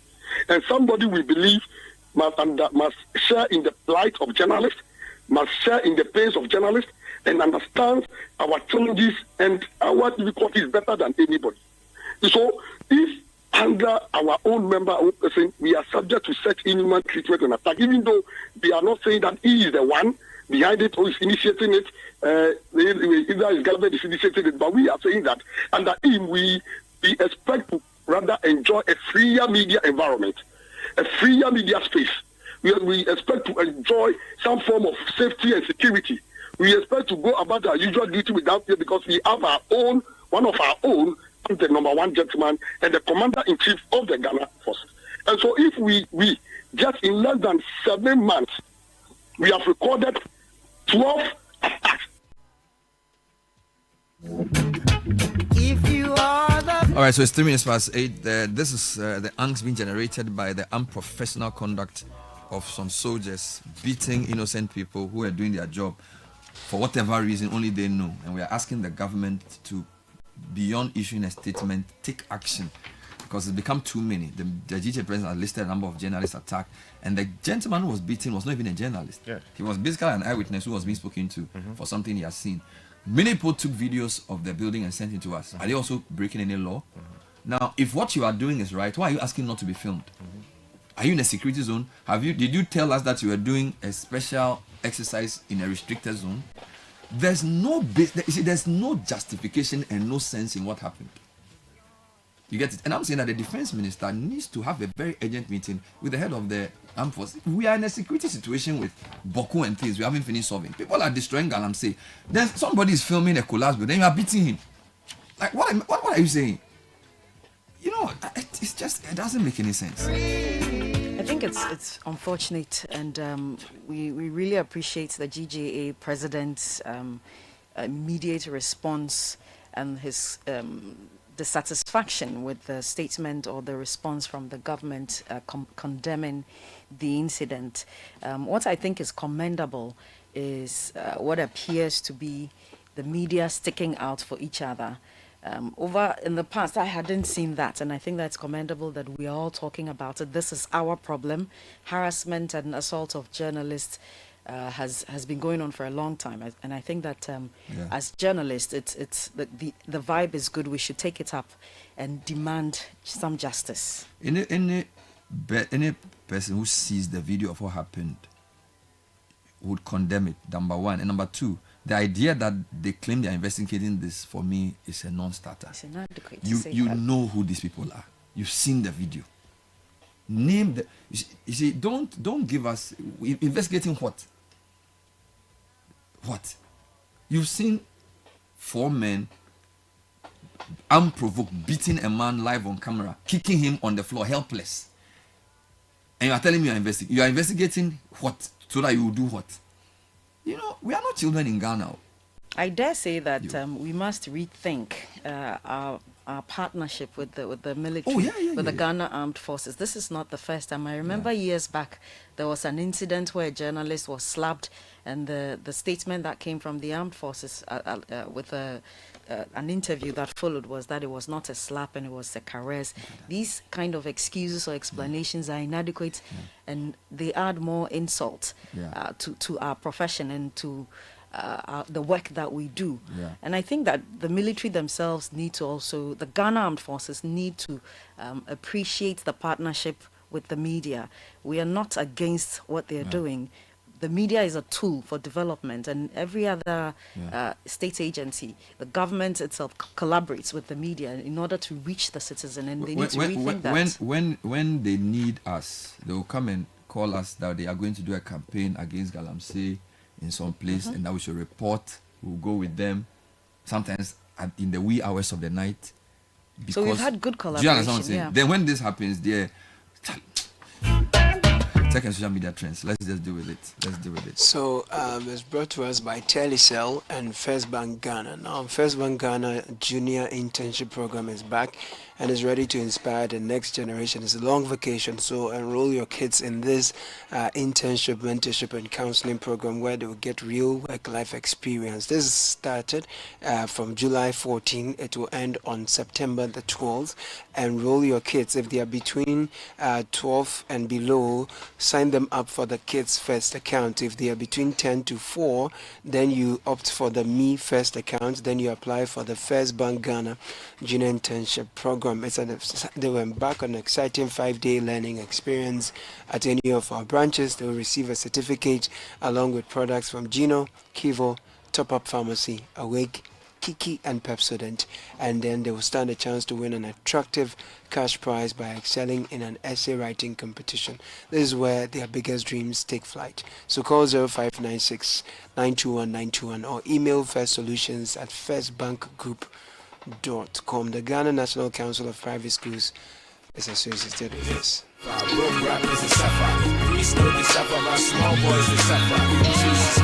And Dwayne Kofi joins us with all we need to know on tech and social media trends. Thank you, Caleb. Straight to one of the biggest trends is MacDan. Obviously, we've been talking about this morning. The despicable attack on 2 civilians, at least, including Joy News reporter Carlos Caloni, whose voice we heard earlier. Obviously, the incident occurred while he was covering a demolition exercise at a warehouse reportedly owned by businessman Daniel Macaulay, also known as MacDan. The government says the incident is completely unacceptable, but it's not just Bernard who is upset by that statement. The GGA president also says that it's not enough, because in the last 6 or 7 months, we've seen about 7 attacks on journalists throughout the period, and with the rise in the attacks on journalists, he's calling for more. He says the soldier who attacked the journalist and the civilian as well should be interdicted, and of course he's calling for more protection for media personnel.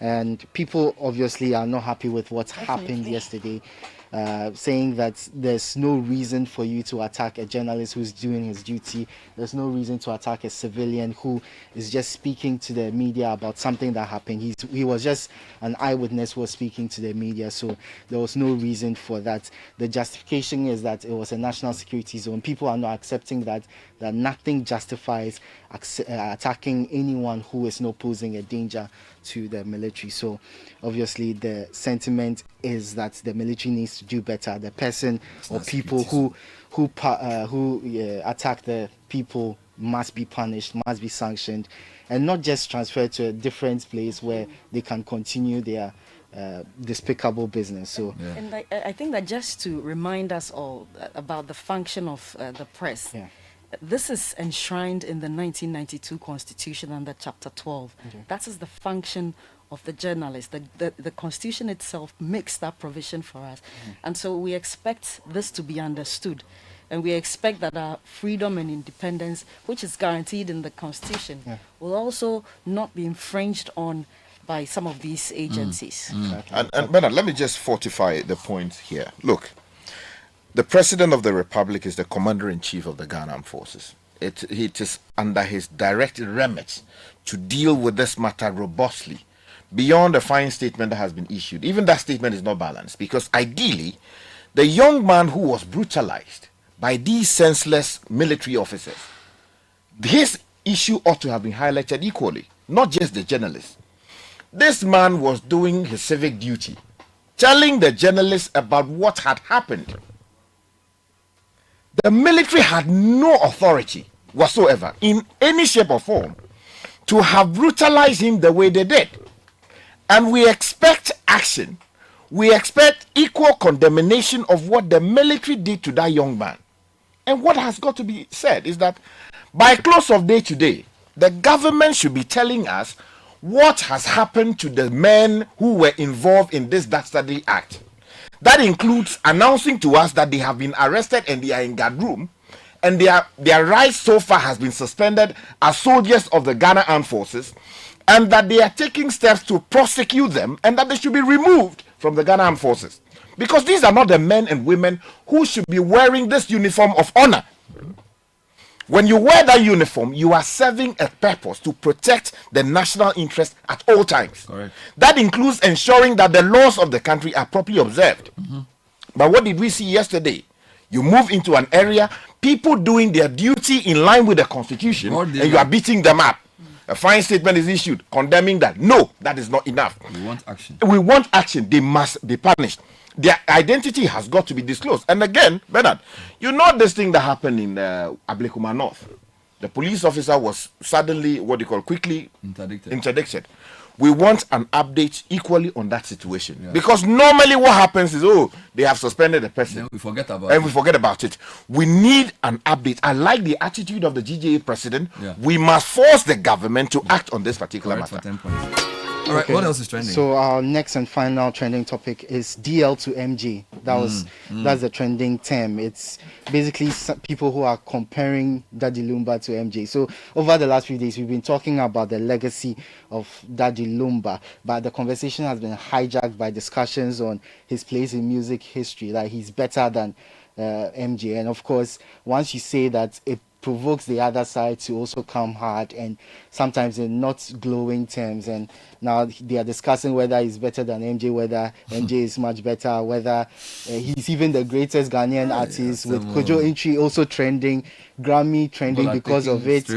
Exactly, for no reason. Lucky Dube also trending. So people are saying that if he's not as good as either of those two, how can he be better than MJ? These conversations are going on social media. So wonderful. That's that for the trending topics. Now we move to tech news. Now I want to circle back to the attack. We've been told to trust armed forces and the police and everything, but unfortunately it doesn't always go well for us. So what I want to advise is, anytime you are in an engagement or interaction with armed forces, police, security service, always try and record audio. You can keep it in the background, but still record the audio. And if there's something happening that you have to record a video, make sure that your cloud storage is on, and ensure that it uploads automatically to your cloud storage, so that you have the evidence, even if the actual video is deleted off your phone. And also ensure that you have password protection. Sometimes they will force you to open your phone, but at least you have that protection available in case you are able to get past that level. So, and let me just add quickly, Bernard, if I may. The culture of military men, police officers, national security people forcing journalists to delete files from their phones, it's completely unlawful. You don't have any authority whatsoever. If you have any cause to believe that a file that is on a particular phone infringes national security or is unlawful, the proper thing to do is to go through the courts. Let the courts determine that it is not in the interest of the state for that file to have been recorded. If they are so minded, they will order the right thing to be done. If they are so minded, they will say, no, this file is not to be circulated. But arrogating to yourself the judicial authority of commanding people to delete files is a complete violation of their right to privacy. Thank you. They should stop it. Thank you. That was second social media trend. Listen, guys. One day, an old lady inherited a huge sum of money. Her family worried about how to break the good news to her. They feared that the sudden good news might give her a heart attack.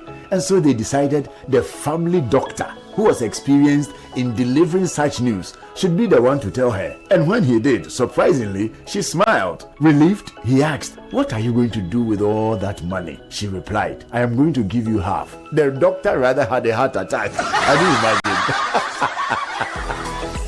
People are often surprised when we put them first. At First Bank, that's what we do. We put you first. Experience the gold standard of banking with First Bank. Open an account today and enjoy our user-friendly mobile app, quick banking via *894#, convenient shopping with our Visa Prepaid and MasterCard, and more. All designed to serve you better. First Bank, you first.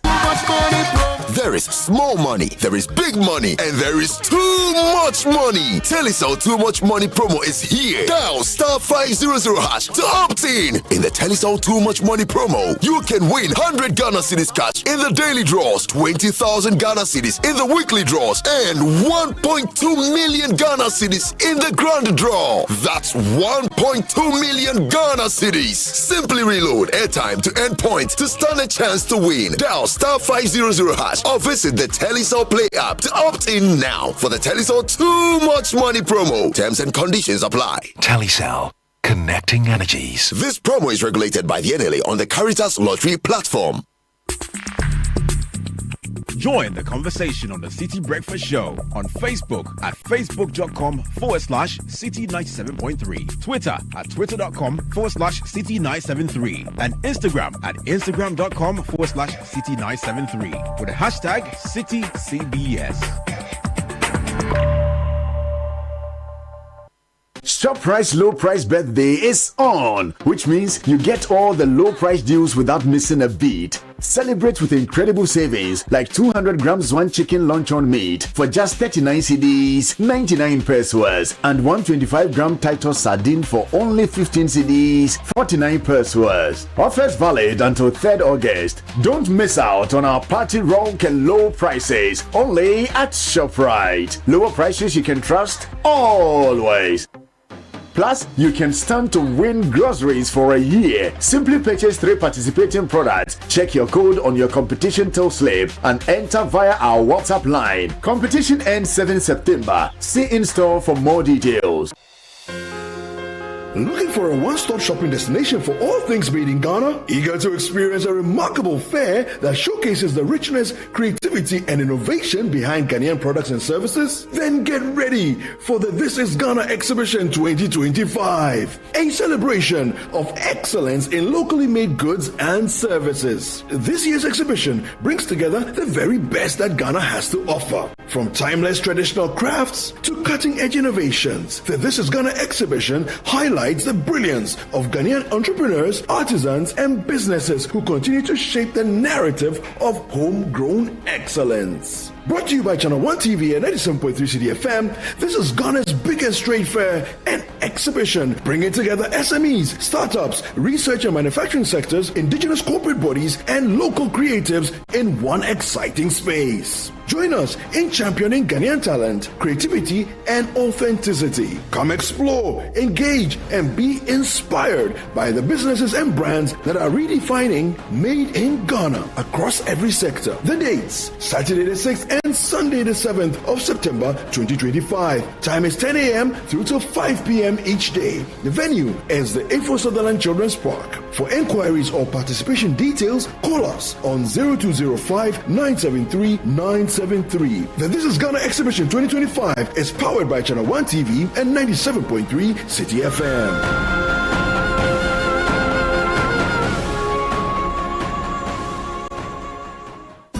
CDC Ghana Limited wishes to inform all business owners, industrial operators, and tenants within the Tema acquisition area that a special rent collection exercise will commence on the 2nd of July and run through to 31st of July 2025. All defaulting leaseholders and occupants are hereby advised to settle outstanding arrears of their house, shops, offices, and ground rent within this period. Failure to comply will result in strict enforcement actions, including closure and sealing of premises and legal recovering procedures.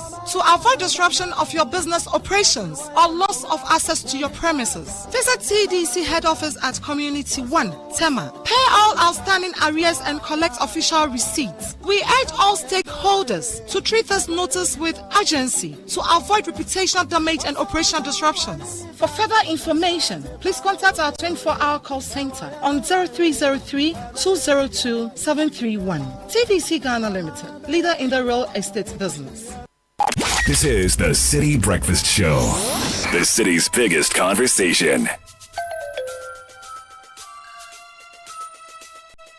21 minutes past 8, City Breakfast Show. Our guest is already in studio. Quick announcement from Caleb before we get into this. Modern tech, screen time, foreign taste and fashion. That's today's Ghanaian child. But modern doesn't mean forgetting our roots. This Saturday, August 2, bring the kids to the AMA forecourt Accra for a cultural experience like no other. Let the young ones discover Ghana through fun games like Inte, Ampe, Dame and Bomframa. Enjoy drumming, dancing and storytelling by legends Akofa Ejani Asiedu and Edem Atachi. Feast on local dishes like aboboy, kukunte, kulikuli, kube tofe and more. A day of screens is a celebration of heritage under the theme Awakening Ghanaian Ethics. Expert surprises, learning and rich Ghanaian style networking. All this for just 35 Ghana cedis. So get your ticket via star 713 star 33 star 312 hash or simply call 0200 397 280. Food vendors are available. Brought to you by Kid Patriotic Club Ghana with NCC, GMMB, BGL and the Ministry of Tourism. Governor Kwame Agboja is the Minister for Roads and Highways. He's a Member of Parliament for Adaklu and he's in the studio this morning. It must be a busy past 48 hours for you. Good morning. Good morning, Bernard. How are you doing? I'm all right. You've been in office since when? About 6 months now. Wow. I think you've been traveling because we haven't really seen you in the media as in face to face, even though we do see you in Parliament. So what have you been doing since you took over? Well, thank you very much, and I want to take the opportunity to thank you very much for once again allowing me to share this wonderful platform of yours, which brings credible news to all of us across the country, including Adaklu. And good morning to your colleagues at the studio. It's been years since I was here physically, and I'm very happy to be here. Yes, we started work knowing very well the road condition in our country. But once I became a minister, by the grace of God, through His Excellency the President, my marching orders were to take a closer look at what the condition is. So I attempted and went through the 16 regions with my directors. Wow. And it was tough. You visited all 16 regions? Yes, I did. And that gave a very good assessment of what the road condition is. So today, when I hear Ghanaians complain about the nature of roads at their backyard, I know exactly how they feel because I've seen some of them, and none of us is proud of those things. So we went around just gathering first-hand information on the condition across the country, and we identified great disparities in terms of condition of roads across the country. And part of the research also means that we need to bridge the gap. We focused more on the major corridors in our country. So I keep saying that I couldn't have visited 276 constituencies. What I did was to go to every region and look at how that region connects to other regions and further to the national capital. So the major arterials, exactly, as they call them. Exactly. So for instance, we know for sure that on the Western Corridor, the road almost up to Wenchi is somehow okay. But from Wenchi to Wa, it's in a very terrible state. Yeah. What it means is that our folks at the Upper West region find it very difficult. So imagine if a farmer produces a lot and almost all the time, the largest consumers like you and I are densely populated in the south. But we expect those foodstuff to get to our grocery shops for us to buy. And then one sad corridor is the east-west corridor at the north, so Wa Bolga. In fact, I traveled on that road in 2011. Traveling on that road this year appears to me as if I was just there a few weeks ago. Nothing really has happened. Since 2011? Yes. You could drive for a couple of hours and hardly see anybody. And I keep telling people, the reason you don't see anybody is not because people are not around there, but because we have abandoned them. People have migrated away from there. And then when you take from Bolga all the way down to the eastern towards Tamale, which was supposed to be done at least up to Alowale, Savelugu, which was not done. And then the Eastern Corridor. If you were to be consuming yam today and others, chances are that it traveled on the Eastern Corridor, because from Yendi and all those places that produce a lot of yam oti, that road is still in a very terrible state. I'm sure you are tired of hearing Eastern Corridor. Many years, it's still not completed. Every year, oti damang. Exactly. Every budget. Exactly. And then if you come to our, even Accra, look at the congestion in Accra. Assuming Accra, the ECOWAS highway is supposed to be going through Accra. That's Abidjan-Lagos corridor. Yeah. But that is still not in any good shape. So the idea is to see what we can do to work on those things. Then we go to Kumasi, our second most important city, very populated, huge economic activities. Even traveling from Accra to Kumasi, even this morning, is an issue, partly based on the situation we have around Ofankor. Then when you get to Kumasi itself, assuming you are not even actually going to Kumasi, but by the nature of the alignment of the road, you need to drive through to Kumasi to go to BA all the way to the north. It's a terrible situation. Then when you get to Tamale, one of the fastest growing cities in West Africa, the situation applies, the nature of the road. So across the country, there's huge deficit of work to be done, both maintenance and development. So let me ask something. So what were you looking out for? Because you've been ranking member for the roads committee, so you obviously know the condition. Were you going around to compare what had been done to what had been promised, or just to ascertain for yourself, because now you are with the directors and therefore you can ask them questions? What was the basis for the trip? Yes, okay. So what I did first was to have a stakeholder engagement with all the players. So I met contractors, I met consultants, I had a debate with all my agencies. I visited highways, I visited urban roads, I visited feeder roads in their own community. I met the staff, and I had, as you said, I've been around the road sector since 2013, 2014. So I have a good idea. But when you become a minister and you are told during transition that we have awarded 105 billion cedis worth of work, and there's an unpaid bill of, let's say, a GOG component of 21 billion and road fund 5 billion. Today, road fund bill is over 7 billion. How do you call it? GOG could be 30 billion. You would assume that, okay, we have done some work. Well, let me find out where we are so that we can build upon that. So it is about taking on from that, okay, somebody did some work, I'm coming to continue. Let me see where they've ended. That is what informed this, so that we can apply that based on the president's own reset agenda to improve the road condition, because he's already mentioned some specific roads we want to undertake to make sure the 24-hour economy and everything is given the needed attention. So it's both to ascertain for myself what we knew by hearing, and to compare what I had in front of me as what we have awarded and what we are paying for before I take any action. So it was a very, sobering exercise. So on the basis of what had been promised by the previous government, what had been awarded of 105 billion, and what was due for payment, which initially was 21 billion GOG, 5 billion road fund, which is now 37.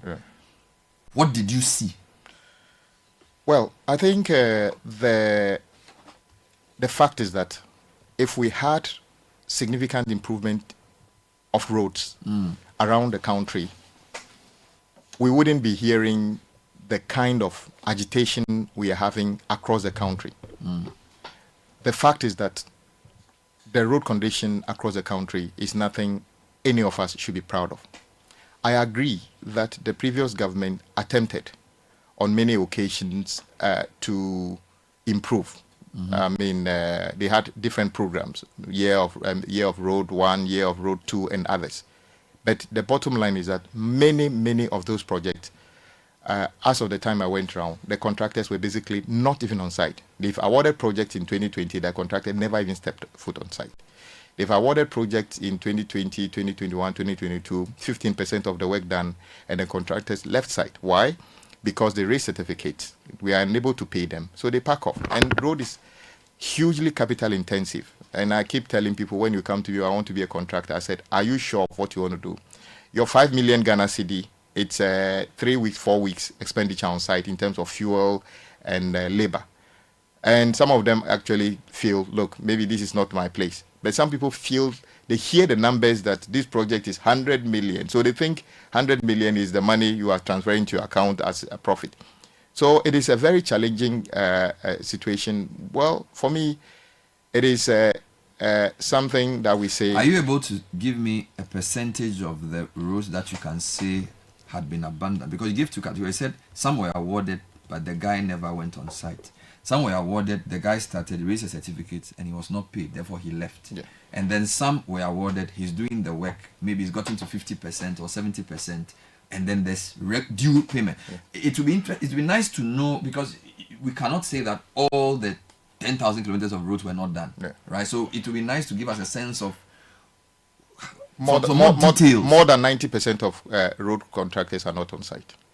More than 90% of the contractors. Yes. Who had 105 billion contract was awarded. Yes. More than 90% were not on site. Yes. Across the not when I say not on site, they are in possession of the site, but they are not doing any work, because in many cases, to be fair to them, they've done some work, raised certificate, expect that money to be paid so that they can continue with the work. And once it's not paid, some of them actually the money they use is through loans. They run out of cash, and then they basically just stay on site and do nothing, or basically abandon the site. Or some of them didn't even attempt to even start the work at all. Yep. But fair enough. There are some specific routes that you mentioned that I think you said the Bolga to Savelugu Road, money had been paid to a contractor, but you said that either the work was not done or not finished. What's the real situation with that particular one?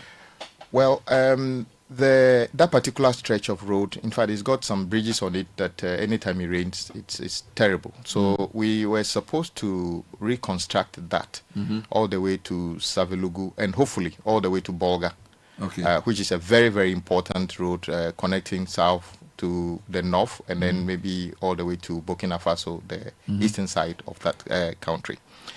It was a loan agreement that Parliament approved, I think $153 or so million. Normally when these things come to Parliament, is a turnkey project, as you know, design and build, which is a craze of what we were doing, and I have a few issues with that. And somehow the contract we use to create a relationship between ourselves as a country and the developers are such that it is very easy for the developer who actually, let's say, found the money from a fund in their country. In this case, it was an Indian Exim and then some banks' money.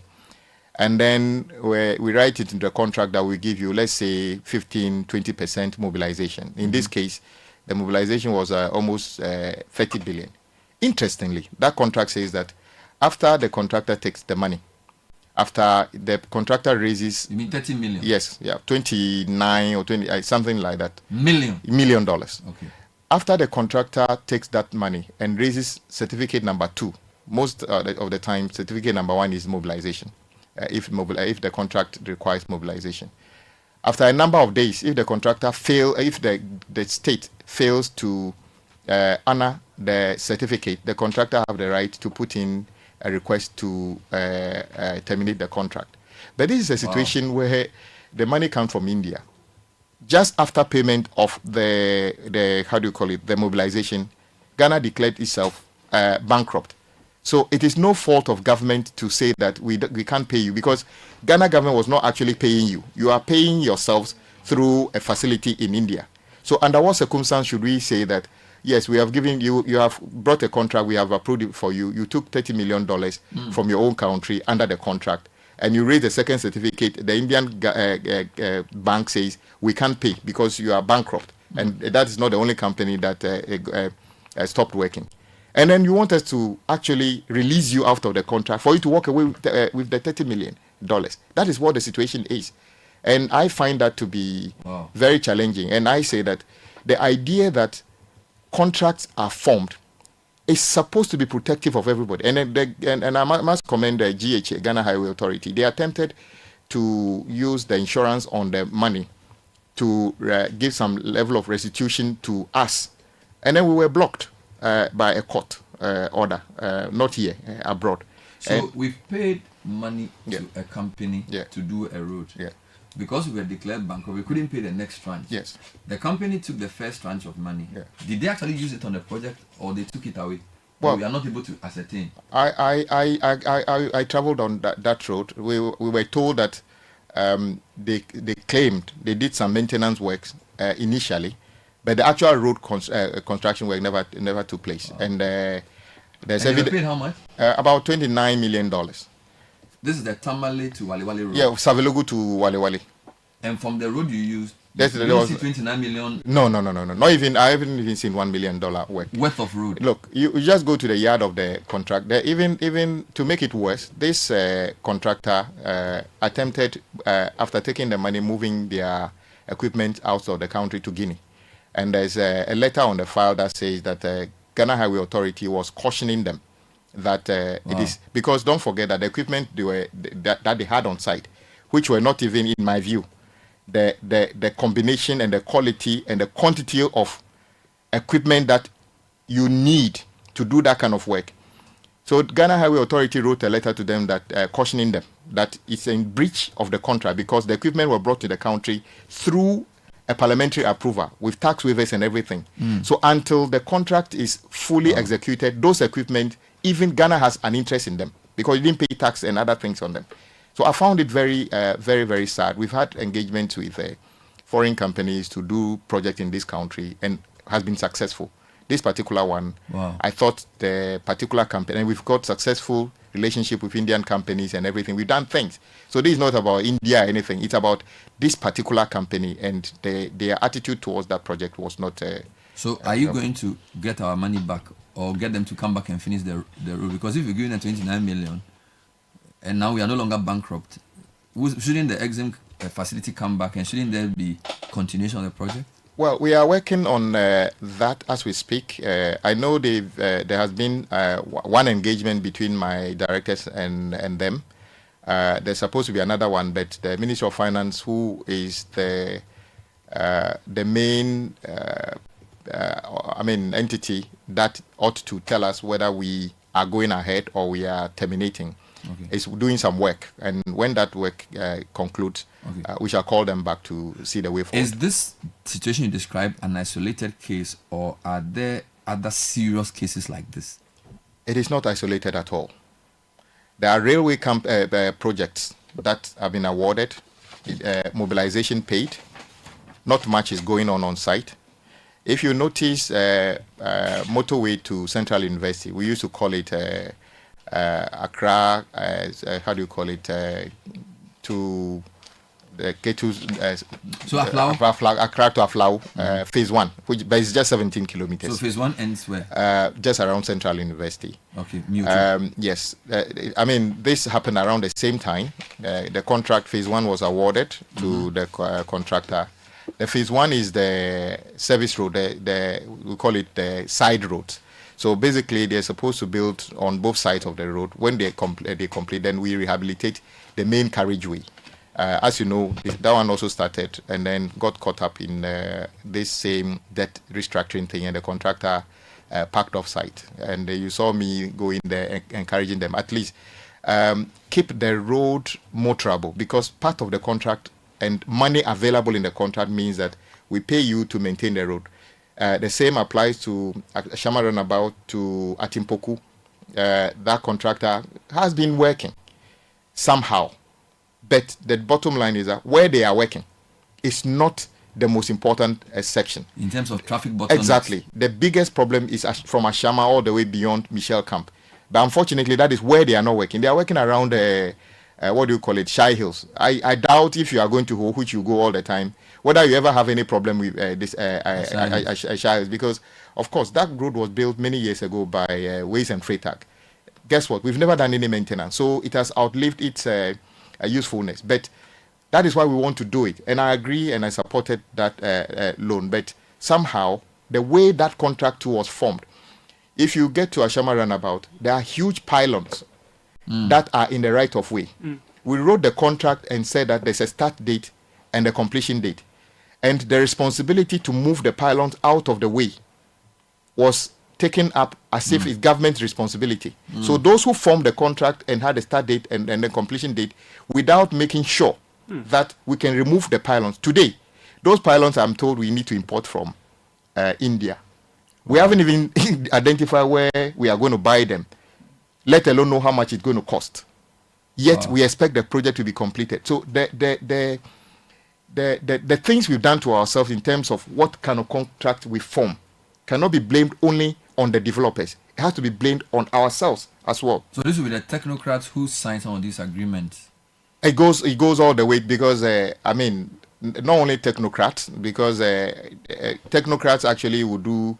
We say I'm a minister policy job. Exactly. Yeah, so it's a policy. If the technocrats tell you that we haven't yet gotten to a stage of contracting, but you said that we need to go to site, I doubt if they can defy you and say that we will not work on it. So it is not always the case that the technocrats have decided to make work difficult for the politician, but it is they will do what you ask them to do. So this is still the City Breakfast Show. We have a plan for the interview. I started with basically his minister's activities since he took over, so that we get a sense of the challenge he faces. Later on, Caleb and Francisca will go through the list of priority projects that you mentioned. And for those, we're going to ask you whether there's financing and then what timelines. But before we do that, I feel like there's still a few more general issues I need to deal with before I come there. And by the way, listeners, you can also send us your comments, 054-998-6996. Minister of Roads and Highways, Governor Kwame Abuja, is our guest in the studio. All right. Now, it seems like there are three categories of roads. Yeah. There's the extension, the list of projects under the OCC and IMF, which you are revamping. Yes. Then there's your 32 road projects under the big push. As your first phase big push. Yeah. Then there's around how many? 20 something? About 9, 13. That's 13 the abandoned roads that from, you say were abandoned, but have not been. But let's deal with something your opposite number said. Yesterday I heard Mr. Senso Bachi say that he doesn't understand why you want to focus on regions other than Greater Accra and Ashanti. What I heard you say last week was that Greater Accra, Ashanti, and Eastern have over 60% of our roads budget, and yet the other 13 regions didn't get the same share. Right. Yesterday he was saying that, well, these regions are densely populated. They have more people, so they should have more roads. So what's your response to his? Because he believes that you cannot invest in roads on this scale and leave out Greater Accra, Ashanti. Okay, I was very surprised, and yesterday he actually used the word "we build roads where people are," and colleagues took him on that. We are Ghanaians are asking for roads where they are, and they are human beings. They are there. I think he tried to withdraw that after the speaker's intervention. Yes. He's a planner. He knows that one of the in planning. I did a little bit of planning as an architecture student. You know, we call something push-pull factors. Mm-hmm. One of the reasons when we all came from our villages to Accra, many people find it difficult to go back is because you have come to see that development is always centered in the big cities. So when you finish school, even if your parents are in the village and you call them and tell them, I'm coming back, finish school, I want to come back to the village, they'll probably tell you to stay where you are because there's not much opportunities here. Okay. So in planning, you deliberately take steps to bring the things that attract people to other places to where they are so they can stay and develop their areas. Okay. But to make it quite clear, yes, the population in Accra and Kumasi and Tamale is bigger than maybe Ho and other places, and we need to match the development with that. And we have an interchange in Accra. One interchange in Accra could have fixed a lot of connections between some district capitals and the regional capitals. And that district capital is where cocoa is, or that district is where cocoa is grown, that yam is grown, that rice is grown. So if you keep spending to make sure all the roads in Accra alone and Kumasi are fixed, you are actually undermining the spread of the economic opportunities to farmers. And I'm saying that the opportunities, the values that come from mining, farming, tourism, where the roads are not going, far outweighs the teeming number of people in Accra some of which don't even have job, but there are jobs probably in the farming areas. So we need to create something I am calling equity in development of roads. So for instance, Eastern Corridor, all the way from, let's say, Basa to Damango, upon which maybe Yam and other things will traverse all the way to Tama. That road is not complete. It's in a terrible state.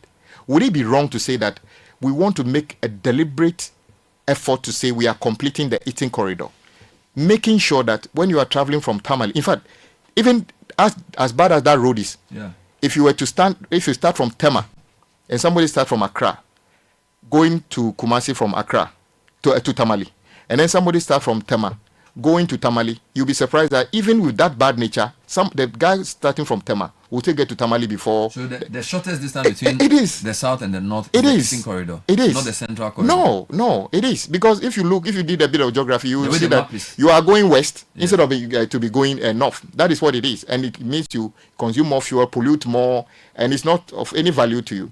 The same way if you take the Western Corridor, maybe from Takrady all the way to Hamile. Now, maybe, as I said, if you get to, before you get to, let's say, Wenchi, it's not too bad. But from Wenchi, I've used that road. It is terrible. Look at, in fact, we have mining opportunities there. We have farming and other things all the way to Wa. So the decision to make sure our major corridors are fixed is just an economic decision. Fix Eastern Corridor, Western Corridor, and the Central Corridor as well, which is Accra, Kumasi. So you reduce pressure on the Central Corridor. Exactly. Reduce the road crashes. Exactly. And let's say you are in Bolga, you want to go to Wa. In fact, so from Togo to, let's say, Ivory Coast. You know how you have to do that journey now? You have to travel down south. Are you saying if you are in northern Togo and going to Boaké and Cote d'Ivoire, you have to come through Kumasi or Accra? You can't do. There are some connections and very weird. If you are looking on the map how the guy is driving, you realize that is we call it. They say the shortest distance between two places there as the crow flies. The crow will try to fly as straight as possible. But I know that is not the way. But the easiest way would have been to travel from Bolga to Wa. So let me ask you. So you're saying that for you, the first priority should be the main arterials. Yes. Central Corridor, Eastern Corridor, Western Corridor. What about across? Yes. So the first across East-West corridor we want to do, which I think is the most important, is the Bolga Wa. Bolga to Wa. Yes. That is the topmost. Which is in a complete mess. Yes. And guess what?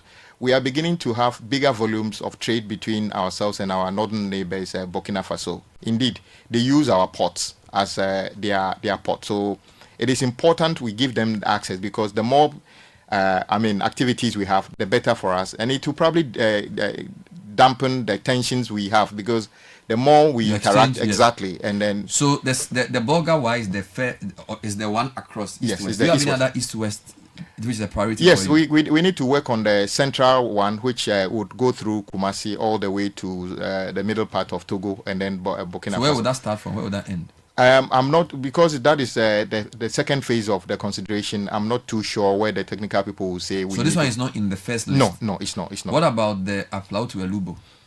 Aflau to Elubo is what we call the Trans-ECOWAS Highway, and has been on the. In fact, the vision was also, I'm told, birthed by President Mahama and Goodluck Jonathan and co. when they were in their other administrations. A section has been done already. So the Lagos section. So if you go to Lagos, driving all the way to the border between them and then I think their neighbors, you realize that they've done that already. But because it was part of the Lagos to Benin, it has been done. Benin to Togo. No, to an extent, but they have a standard by which it should be built. The Nigerians have done their part. The bulk of that road is in Ghana, which is over 500 kilometers. So you will realize that if you take the three countries, where it starts and ends, the biggest section is within Ghana. They have done a lot of work in studies and other things. So we are saying that President Mahama has already decided that as part of Big Push, we start. So that is why we want to build from Aflau all the way through Accra and do a detour. So do a loop around Accra instead of taking the traffic into Accra. Go all the way to Central Region, which is what the previous government have started in terms of the Kaswa, Winneba. And then we take it all the way to Elubo. So that is also on course. So are you saying that you will not use the motorway, or you will use the motorway? No, we don't need to use the motorway. In fact, by the time you use the motorway, you are directing the traffic back into Accra. So we need to do a detour at Chopoli, and in fact be at the back of Chopoli, and do it's over 117 kilometers to do a complete detour. So it's a greenfield. From what I see, when you are coming from Ada and you get to Dowenya, there's a road that takes you to Afienya. That connects you to Dodowa. Yes. Is that what you want to use as the alternative, or you're going to? No. You continue straight to Tema. No, you don't come to Tema at all. That one is a new alignment. However, you mentioned Dowenya, Afienya to Dodowa. It is part of the phase 1, simply because currently the way the road works is inefficient. Assuming you are at Adenta, you want to go to Aflau, you are forced to still come to Accra Mall. Yeah. And before you use the motorway, it creates the unnecessary traffic. But if you do the road between Dowenya, Afienya, and Dodowa, and the good thing is that the previous government have started Adenta to Dodowa, which has also been abandoned. So President Mahama's idea is that they've abandoned it because they haven't paid the contractor. Let's take it on as the second list of the big push you are talking about. Complete that. Then start a new project from Dodowa, Afienya, and Dowenya. Then you can easily connect that back to the eastern part, the western part of Accra. Then you can reduce. So you may not even see the level of traffic from Dowenya to the motorway, because half of the people using that road don't necessarily want to go into Accra. They are going to another part of Accra. Okay. Now let's come to the list. So Francisca, there's a list of 32 roads. I take issue with the list because it looks like you've broken the list into what we call Joe, Gra, and Fee. I feel like the routes are probably like 24. Yes, I will explain that. But you've made it, Francisca, so you mentioned something for me, the 32 under the Big Push program. So the first is construction of a new bridge on the Oti River Dambais. Second is rehabilitation of Wahan or Watu. So let's take one by one. So that one, have you started that bridge? No, all these projects, and I must thank the finance minister. I have commencement warrant. You know, when we took over to create some discipline, the finance minister, in fact, it was part of the IMF things we needed to do to make sure we tidy up our, have some discipline in the way we program our project.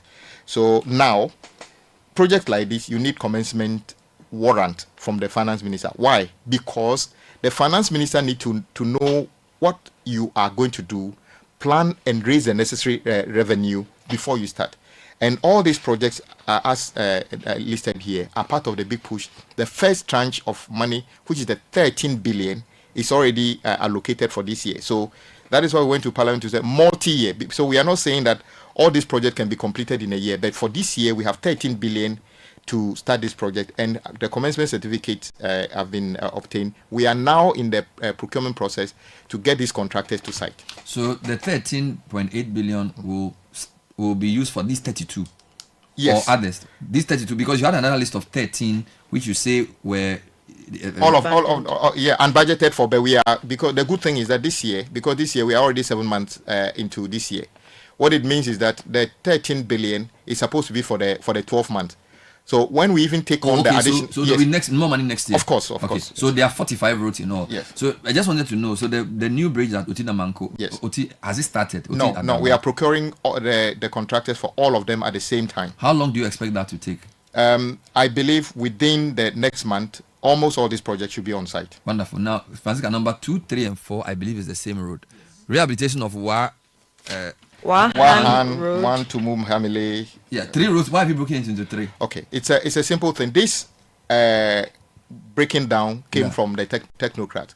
These are the lots of the contracts. Okay. So they are not. So let's take for Atimpoku to how do you call it, Aflau. Yes. It's one project, but it's one road, but it is not going to be one project. So they broke it down in terms of the lots that the projects are in. Does that mean that each lot will be given for a different contractor? If the bidding or the tender process demands that, because one of the things we've noticed as well is that a contractor says, I have capacity or I have this number of equipment, I can do 50 kilometers.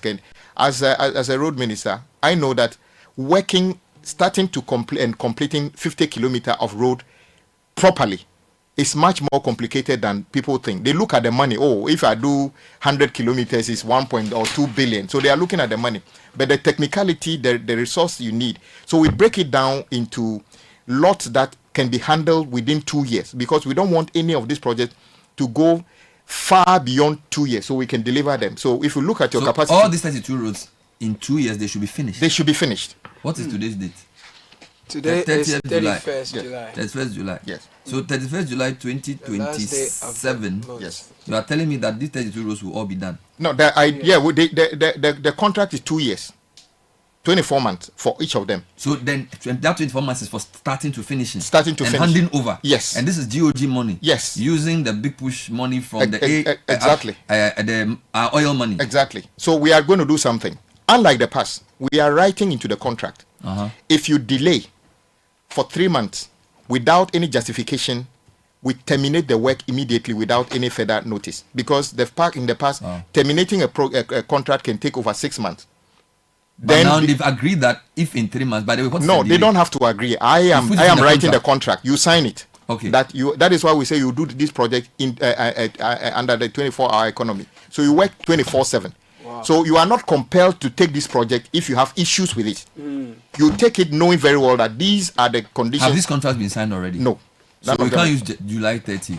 So when do you hope this contract will be signed? I believe by the August. Okay, so let's say end of August, all of them should be formed. So by September, except one, which is the Dambai Bridge. So for this 32, we expect that by September 1, these guys should be on site working. Exactly. So that by September 1, 2027, they should have finished and handed over. Exactly. All right. Last question before she goes to the list. Yeah. Do you have benchmarks? You know how when we do projects, you can say within 6 months you should see this. Yes. Are there benchmarks that we in the public can know, so that if I go to, because my hometown is Georgia, if I'm going to go through Afia Denyiba, I need to see a certain level of road to know that this guy is on course. Okay. How will we know? Okay. Do you feed that into the contract? So 2 things. Once we sign the contract, we are trying to fast track this contract as much as possible without compromising on a value for money and other things. Within 1 month of the contract taking site, because the agencies under the ministry have already done the studies, costing and everything. So there's little level of design by the contractor. In fact, contractor is not doing any design. The designs or redesign of anything will come from the agencies. So within 1 month, you should see every contractor almost getting close to clearing the right of way that is allocated to them within that contract regime. After, let's say, 6 months, the concrete works, that is, they're supposed to build some bridges, culverts, and other things. You should begin to see them taking shape in good sizes. And within the same period, within the same period, they can start. If there are unsuitable materials somewhere, they excavate and bring suitable materials and start formation and other things. So after 1 year, when you stand at the beginning and drive along any of those roads, you could see the definition of what that road is supposed to be. They might not start doing anything like surfacing and other things, but you should know that how wide the road is. It should be. Exactly. So in a year, you should definitely, if you are learning a lot, in 1 month right of way, 6 months you have concrete works and excavation, and then in a year you should see the definition of the road. Yes. So in 18 months, in 18 months, if it's asphaltic surfacing, many of them should finish the binders. Binders will be like some people will still see it like asphalt, but it's like the first level before the wearing course comes. 18 months, many of them. Binders. Yes. So in 24 months, last point, usually when they finish road, they just leave the road without marking it. Yes. Who's supposed to mark the road? The contractor is, we call it road furniture. All those are supposed to be done within the 24 months. Reflectors and road Yes, markings. exactly. They shouldn't just leave the road to put zebra crossing, everything. In 24 months? In 24 months. Good. Go through the list. So all of you, right, by September 1, 2027, these roads should be finished. Francisca, we are waiting. Okay, so we move to the number five, which is the reconstruction of Navrongo Tumu Road. Yeah. Mm-hmm. Yes, and number 6, rehabilitation of Techiman Nkonsia Wenchi Road, rehabilitation of Wenchi Sola Road. That's 7. Yes. 8 is construction of Sunyani Outer Ring Road. Number 9, construction of Kumasi Outer Ring Road, Eastern Quadrant. Number 10 is rehabilitation of Bintri, Nakbanduri Road. 11 is rehabilitation of Dodo Pepesong Kwanta Road. Every year is in the budget. Number 12 is rehabilitation of Atimpoku Esikuma Junction Road. 13, rehabilitation of Esikuma Junction and Nyirawasi So Road. this is an example of what I was saying. They've done the road geography. At Timpoku to Asikuma Junction, Asikuma Junction and Nyirawasi. Basically, it's the whole road. Yes. All right. Of course, when you get to Asikuma Junction, when you turn left, then you are going to my mother's hometown. But basically, they've geographied the road. So it's actually one road. But you continue. So 14 is reconstruction of Enyurawasi to Ho Titrinu. So it's the same road at Timpoku to Ho Road that they broke into 3. Yes. 15, upgrading of Akosombo Jakiti Kudikope Road. Yes. 16 is upgrading of Esikuma to Enum Boso Paleme Road. This is the Deputy Minister of Finance. These are all his constituency roads. It's on the road. Akosombo Jakiti is the Deputy Minister. Asikuma to Enumboso is his constituency. Thomas. Yes, his roads. These are his roads. Continue. Number 17, upgrading of Adome Bridge to Akwamufie Road. It's also his road. 18, rehabilitation of Ho Kwetoi Road. This is the Richard Sky Road. 19 is rehabilitation of Kwetoi to Afiadenigba. It's the same road that they broke into 2. Yeah. Afiadenigba to Penny. To Penny is number 20, yes. And 21 is Penny to Aflao Road. So 18 to 21 is just one road, which is broken into 4. Yeah. But the question, if you give it to 4 different contractors, how will you be sure? Because different. Let me give you an example. There are contractors when they do a dual carriage, they do one full lane, and then they come and do the other full lane. So traffic doesn't suffer. Others do it. So some do it in series, some do it in parallel. Do you follow my logic? Now, if they are going to break this road into 4, are you going to give all of them the same construction approach? Yes. So the project manager, whoever the consultant is, whether it's the agency or a third-party quality assurance person, need to map out. We call it how do you call it? You need to describe. They need to describe for you how they want to approach the road. So method statements needed to be provided for you to tell me how you are going to start from Ho to Titrinu. How you're going to go from Ho to Aflao. And all of them must apply themselves to that direction. So nobody is doing something, assuming you are doing the left-hand side, somebody doing the right-hand side, so that there must be some synergy. There must be some synergy. Yeah. 22, Francisca. 22 is dualization of Winneba Mankesim Road. 23, dualization of Cape Coast Takrady Road. Hold on. I thought Winneba Mankesim was already on the project. Or that's Kaswa Winneba. Kaswa Winneba. So MPP is doing Kaswa Winneba. Yes, even that we are taking on up to the Winneba, they call it, it was supposed to be a runabout. Yeah. That will not be efficient because if you are going there on your left hand side when you turn, that is where the university is, and then where you can go across to another district. So we think that should be an interchange. So we are remodeling that. So the Winneba roundabout is going to be an interchange. Exactly, to make it more efficient, going towards Mankesim. So Kaswa Winneba is an ongoing project which is under the second group. Yes, exactly. Which you said the money was not fully exactly done. But you are doing Winneba Mankesim dualization. Yeah, exactly. And then number 23 is what? Dualization of Cape Coast Takrady Road. You can do this in 2 years? Yes. Wow. Yeah. Which is passing us through Elmina and all those places. Cape Coast Takrady, we jumped from Mankesim to Cape Coast. So between Mankesim and Cape Coast. Yeah, because the traffic is really from Takrady to Cape Coast. When you get to Mankesim, you realize that the volumes decrease a bit. And then we go, because currently there's an ongoing project from Takrady to Agona and by Josmo. But it's quite also a big problem because the contractor has raised a certificate of $78 million, has never been paid 1 cedi. Why? Because they never paid it. They awarded the project with their mouth. That contract that they've been touting, including the former road minister talked about, not a cedi have been paid. Which road is it again? That's Takrady to Agona. He hasn't paid one person. One person has not been paid. Is he still there or he's left the site? Interestingly, it's one of the very patriotic people I've seen. He's invested 60. In fact, certificate number 1, 2, 3, and 4, totaling $78 million, is yet to be $1 is yet to be paid. Yet people have been standing on the rooftop. We have awarded not $1 have been paid. Don't forget, finance minister said we can't award projects in dollars again. So now you have to recalibrate it in cedis. We are novating all these contracts. So it's a cedis project now.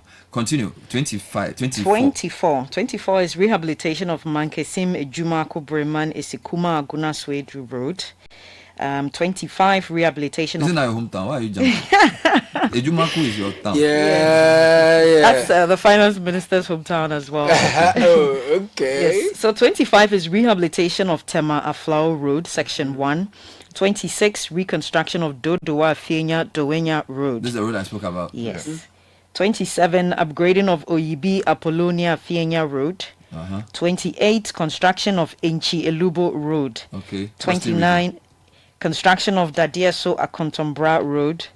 30 upgrading of Ajofua Osei Kujo Krum Road.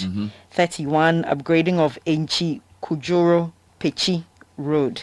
And 32 upgrading of Bediako Junction Camp 15 Sefi Adabokrom Road. What was the basis of choosing these 32 roads? Because some can argue that there are some regions that are not here. If these are your first 32 under big push, why these 32? Okay, first of all, these roads touch every region. There's not a single region out of the 16 which is not benefiting from the first phase of Big Push project. Every region is covered. Really? The coverage is at different levels. On this list, you notice that yesterday, whilst we were in Parliament, we were trying to correct something. This list missed out the Tamale Outer Ring, which has already been captured and warrant granted, and it's over 34 kilometers of expansion, a big expansion of the road, the loop around Tamale, and some. So it's supposed to be part of this. It is part of this already. So how come we didn't have it on this list? So it was the budget people who didn't put it. So yes, exactly. The paper you have has it. Yes, the approval I have covers it. So mention that road again. The Tamale Outer Ring Road. Because I was going to say I didn't see anything in the northern region. Yeah. Tamale Outer Ring. Yeah. Okay, let's go to the second list, which you call the list of the 13 abandoned road projects. Because again, I don't even know why you call them abandoned, because some of the, I don't know, some people say they've not been abandoned. And it's more, okay, anyway, you go through the list and then we will see. Okay, so this begins with the upgrading of the Kaswa Winneba Road, and then the Tumu to Chuchuliga to Navrongo Road. Okay. Construction of a 36-meter span reinforced concrete bridge over the Kanyibie River, a 24-meter span reinforced concrete bridge over the Beche Lihu River. No, are you dealing with the abandoned? This abandoned yes. road? Okay, good. The rehabilitation of the Ofankot and Soom dual carriageway. Pause there. That road led to a small demonstration. What percentage has been done and what was left for you? The contract is about $340 million. Dollars? GOG, yes. And why did they award it in dollars? It is it's a question everybody asks. Why? In fact, and in the contract they say that the local contractor. Yes. And it's a $304 million. And then the contract says that we shall pay you in dollars. In flagrant, breach of the Bank of Ghana rules. Yes. So are you going to change that to cedis? Or interestingly, because of the strength of the cedi, some of the contractors wish the contract should be innovated, and then the currency is now cedi because it gives them much more value today. Okay. The last time I heard somebody said that road had been done 70%. I doubt it. A lot of work is required to complete that work. Because of the complexity of that, when you stand, if you're a motorist, you stand there, you will say that only 30% have been done because you can't find your way around. Yeah. But more than 60% of the work have been done. A lot of concrete work. Oh, yes, a lot of work has been done. You asked a question as to why we say the roads have been abandoned. Yeah. All these projects are GOG. And the simple way of answering this is that you initially said there has been a small demonstration. It could have been bigger demonstration. And it's just, a snapshot of what is happening across the country. None of these contractors is actively on site, including yesterday. People came to me and said, look, when we met the contractors and other thing, they told that they're going to do something in 30 days. We can't see much. I must say, though, that the Kaswa Winneba contractor activities did not appear to wane that much over the period. Like Fairmont. Yes, that So they were working. That must be said. Their activity didn't, but all others never met the program. Let's say this week we need to do this, next week we need to do that, last month all of them have fallen short. Some of them don't. Our payment, you see, if you want to ask for the road to meet a benchmark, the payment must also meet a benchmark. Yes. Can you also say that for those projects the payments were on time? Brilliant question. So when we say, if you read the whole thing, it said, as part of the Big Push program, we have also selected the following abandoned road project for which no dedicated funding was allocated for the from the previous administration. And I initially said that the reason over 90% of the contractors are not on site is because they raised certificates and they've not been paid. So bringing them onto the Big Push is to say that they should take part in this dedicated fund that we have created, because they are so critical that we need to fix them. So then, but then there are other ones like the Takrady to Agona I talked about. Yes, Just More is on site, has invested a lot of money and is still on site. But guess what? Certificate number 1, 2, or 1 and 2 or so was raised when they were there. Up to 4, not $1 has been paid out of the contract sum. So he's raised a certificate of $78 million right now, and we need to find money and pay. I know that yes, politicians, we are fond of we started it. But if you are an MPP politician and you go and say we started Takrady to Agona, you forgot to say that we didn't even pay 1 cedi for it. But guess what? President Mahama's point is not even about who started it. He just knows that this road is necessary. Okay. We will have to fund it and get it completed. 13, where are you going to get money for these 13 roads? 13 roads. Yes. Okay. So when you see the multi-year commitment of government, we have adjusted it to include the cost to complete this project. So we know that, for instance, the Ofankor project, the previous government paid about $95 million already. He has raised another $77 million. I know that this week, if he's not already received over 300 million Ghana cedi equivalent, 300 million Ghana cedi. About 30. Something like that, so that they can go back to site. So we are funding the outstanding certificate plus the cost to complete for the rest of these projects. And you are sure that next year there will be more money than the 13 billion? Yes, according to the the multi-year commitment, every year the money allocated gets bigger because naturally our revenues grow year on year. And this money is from the annual budget funding amount? Exactly. All our oil revenues, our mineral resources and everything. Instead of spreading this, building AstroTurf here, which is always lopsided. I never saw one near my backyard. But of this, when the road between Tema and Aflao is constructed, I can even get to Sogakope and take left and go to Adaklu. So while we, the road people, make a lot of noise, don't you think it's fair to have allocated some of the ABFA to rail and possibly water, in the sense that it's mobility we are looking for?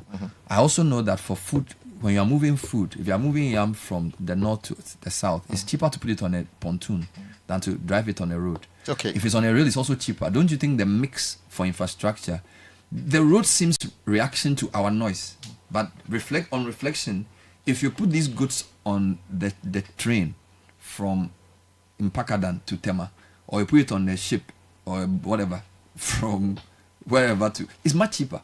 How come all the money is going to roads? Okay, first of all, the focus on road doesn't mean that government is abandoning all the other ones. The program for railway, the program for all other things are ongoing. But we just believe that the urgency by which we need to tackle these roads within 2 years cannot be ignored. So we will, in fact, the finance minister actually suggested that once we successfully exit the IMF program, all things might change, to be honest, in terms of all these things, because our sources of funding might be different. But whilst we wait for that, we cannot wait for these things to deteriorate any further. Okay. So it is not to say that government is only committed to doing roads, but because we are saying that in the past the ABFA was spread so thin. Today you see Coastal Development Authority trying to build a classroom block. Then GMPC, because they have some access to some oil revenue, they are building classroom blocks.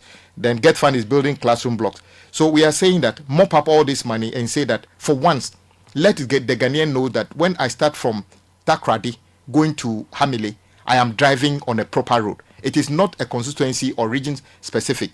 When I'm starting from Accra, going to Aflao, I can drive on a good road. It would not be about Volta region or northern region or western region. It is just necessary to unlock some of the economic potentials we have in our country.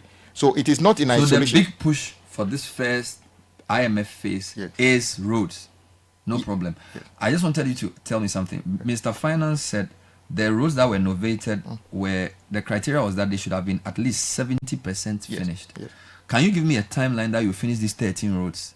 In fact, they are all supposed to be completed within the same time frame. In fact, some of them, yes. None of them goes beyond that. And don't be surprised that you're going to see us being quite tough on contractors and consultants. You heard me say that one of the things I have that identified, for which every community I visited, even chiefs who are not civil engineers can see a bad road when they see it. They don't have to be civil engineers to understand that. And this we get there because of the lapses in supervision and everything. So we are saying, for instance, when you are a consultant, you take up a project from now, you take a professional indemnity insurance. Because if the road fails, we will be very much interested in cashing that money and use it to restore the road. If you are a contractor, and there's evidence that some contractors, anytime you say they should go and buy a performance bond and another thing, there are some insurance companies that even without looking, within 2 hours, can give a cover of a project worth 1 billion. Knowing very well government hardly, it's just like the way Ghanaians drive. They buy insurance for a car. When you crash into them, they want to settle the matter on the road. Why do I have insurance? Why do I buy insurance if I'm supposed to pay for the damage I caused from my pocket? So from now, when you are a contractor and you take up a job and you are buying a performance bond, have it at the back of your mind that when things go wrong, we shall cash it to actually remedy the road. So don't buy insurance from... Wrap up the 13 roads, and I have a couple of questions around the capacity of our local contractors. I know Sky and Caleb also have other questions. Yeah, so the construction of the Shiame interchange and local roads is next. Then there's the National Route 18 from Wa to Han Road, the dualization of the Takrady Agona Junction Road. The one you said did not pay the guy anymore. The reconstruction of the Navrongo Chuchiliga Sandema Road.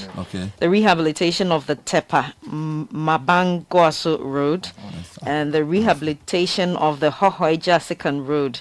The upgrading of the Nkwanta Oti Damunko Road. Every time you did the road inside. The reconstruction of the Have Hohoi Road. The dualization of Adenta Dodoa Road and reconstruction of Jini Sampa I don't see Road. the Fufusu Solar Road, and I'm worried about that because when we use the road, and by the way, listeners, Fufusu Solar is basically the connection between Tamale. It's one of the across roads. The Tamale all the way to when you're going to Bole, and then part of it can take you to Wa. That road had deteriorated so badly. I haven't seen it anywhere on your list. Yes, so like I said, Big Push is not the only road interventions we are doing. In fact, if you check, we have more than 100 individual projects. Okay. So those are not here because we were dealing with the corridors. You are talking about what you are explaining is like west towards the east. So that is why it's not on this list. So and currently, north, south, and then down. Currently there's not a contract on that, an active contract on that. So this list is the ones that have got some contract on them that we are novating onto the Big Push. So when will we get the next list of roads? Because at least now you've told me that these 45 roads, in 2 years they will be finished. But there are so many roads. Are you going to get another tranche of money? So is it end of year you're going to tell me, I want another list of roads? Because, for example, there are so many people who send roads that are not in this list. Exactly. When will they hear from you? Okay. So concurrently, they will notice that there are roads that I've not mentioned here that will start around the same time. But they are not a Big Push size or focus of road. So there will be another 50 or so roads that will be started around the same time. I don't have that list here because the focus is on Big Push and the budget review. And so all those will come. And then there's the second phase of Big Push, which would be projects such as the paragraph 4 of the statement, which will be the Accra Kumasi Expressway, the outer ring road of Kumasi. If you notice, we said we are doing the first quadrant, which is from Ejisu all the way up to to join the existing road coming from Swami Interchange. Now, then we are talking about Adoso Echiamanfo Bridge, which is something that we have all talked about. In fact, the previous government actually contracted a loan to do that bridge, if you remember. And unfortunately, the debt situation means that one has also been abandoned. Why haven't we included those ones? Because these ones need detailed studies, costing before we get there.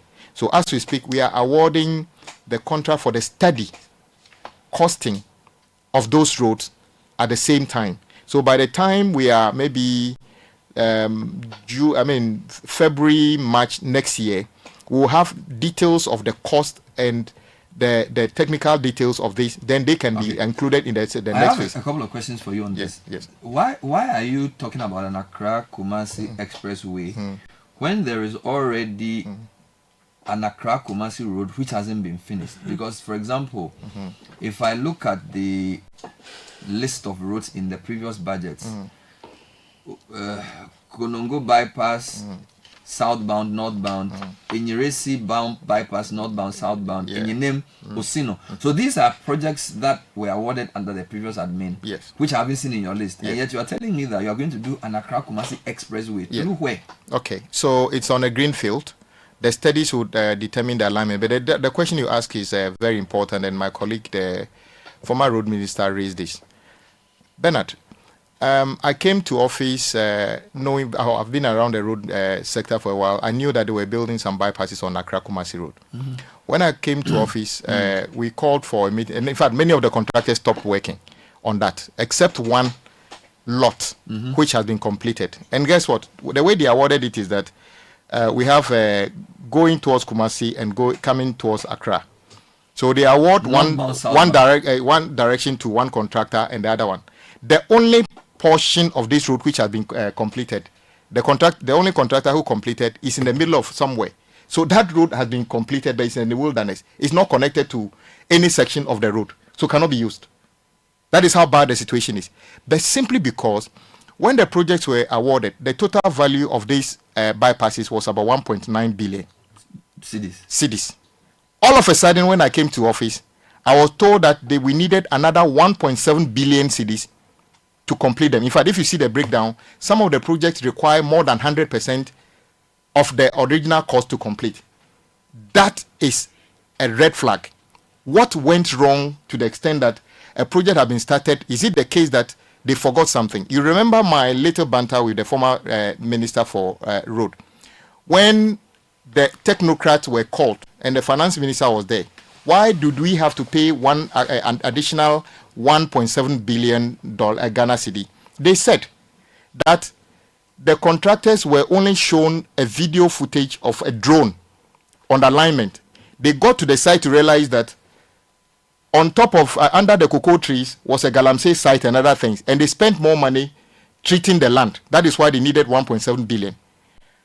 Who is expecting me to just say that, yes, we are taking on the 1.7 billion without actually understanding whether that is true or not? So the reason you don't see the bypasses being novated onto the big push is because there are issues that needed to be treated. In any case, what they are doing about dualization of the Accra Kumasi Road is not wrong. We will continue with it. But Accra Kumasi, the super highway, because currently it goes through communities and everything, we want to build a road as a new growth pole towards Kumasi. But because, I understand it, but you are doing Pokwasi to Nsawam. Yes. They've listed 4 bypasses, which I believe are the 4 main bottlenecks when you are going to Kumasi. Yeah. There's the Osino bypass, Enyinam bypass, Enyinam is Etiwa West. Then there's the Enyirasi bypass, and then there's the Kunungu bypass. These are the 4 major places you get traffic when you are going. Yes. So, in my view, if you finish these 4 bypasses and you finish your Pokwasi in Sawam, essentially Accra Kumasi is dualized. No, it will still have about 100 kilometers left, about 90 something. Of course, in between. Yes. But I'm saying that these are the 4 big bottlenecks that they are dualizing northbound, southbound. Yes. And from the document I have, Enyinam bypass is 100% done. Osino southbound 78, Osino northbound 68. Enyinam southbound 58 done. Enyiresi 63, 62. Konongo 80, 68. So this means that this is actually very close to finishing. So why don't you fill in the gaps? None of them is, like I said, only one is up to finish. But the issue is about the fact that we needed to raise another 1.67 billion. We need to understand why this is so. So no one is saying that it will not be completed. In fact, the fact that it's not part of Big Push simply means that we need to address the issue of why has the project cost overrun amount to almost 100%. So are you auditing or? Yes, that is what we are looking into it. So it does. Nobody is saying we are abandoning this. And in any case, it's just like saying but that the longer it takes, the more it gets expensive. You know this. That once a road, in fact, one of the problems you have is that when roads take long, they get deteriorated. So if somebody says I've done a road 70%, yeah, I'm thinking you should be in a hurry to finish it quickly. No, you see, there's a difference. The reason we got here as a country, let me tell you the fact. It started in 2017. When government took over, you remember Cocoa Road, some of them were 98%, and they said that we are doing auditing and left them to rot. As of today, we've never asked any contractor to suspend work. In fact, even the contractors working on the bypass, none of them has ever been told to stop work. They basically stop work because the guy has got a lot which is 340 million Ghana cedi. He's drawn down 310 million Ghana cedi. He needs another 200 million Ghana cedi to do the work. He wants to find out whether the 200 million will be added to the project before he goes back to site. And for me to be able to say, add the 200 million, we need to find out why was this. And that is why somebody asked a question. And then when the question was answered that it is because they use a drone to define the alignment instead of going to the ground, then we now need to find out if the people who took that decision are still there. They are probably taking worse decisions today to put us in bigger problems. So we tidy out the process. So yes, that will be completed, but that doesn't stop us. In fact, getting from Accra to Tema, we have the motorway, but we are still spending to build the beach road because you always need alternatives. And by the way, the beach road is also not in your list. Yes, that is a good question. Let me explain that. Why interchange is 80% done and it's been left? So why is the beach road not in your list? Another beautiful question. Because those are part of the China Development Bank agreement. And then you notice that last month beginning of the month, myself and the finance minister were in Beijing to have a discussion with our counterpart. Those are part of our Chinese relationship. We need to clear some of them. Another part is the Sino Hydro project, which were abandoned. Fortunately, Sino Hydro has signed up to the debt restructuring. So you will soon see that the rest of the project within the portfolio of Sino Hydro, they may go back to site, including PTC runabout, to complete them. Last point. When I was young, most roads were done by foreign contractors and maybe CP. Yes. So there was Micheletti and then there was a few others. Yes. I think in the past 15 years, we've seen a lot of local contractors. Yes.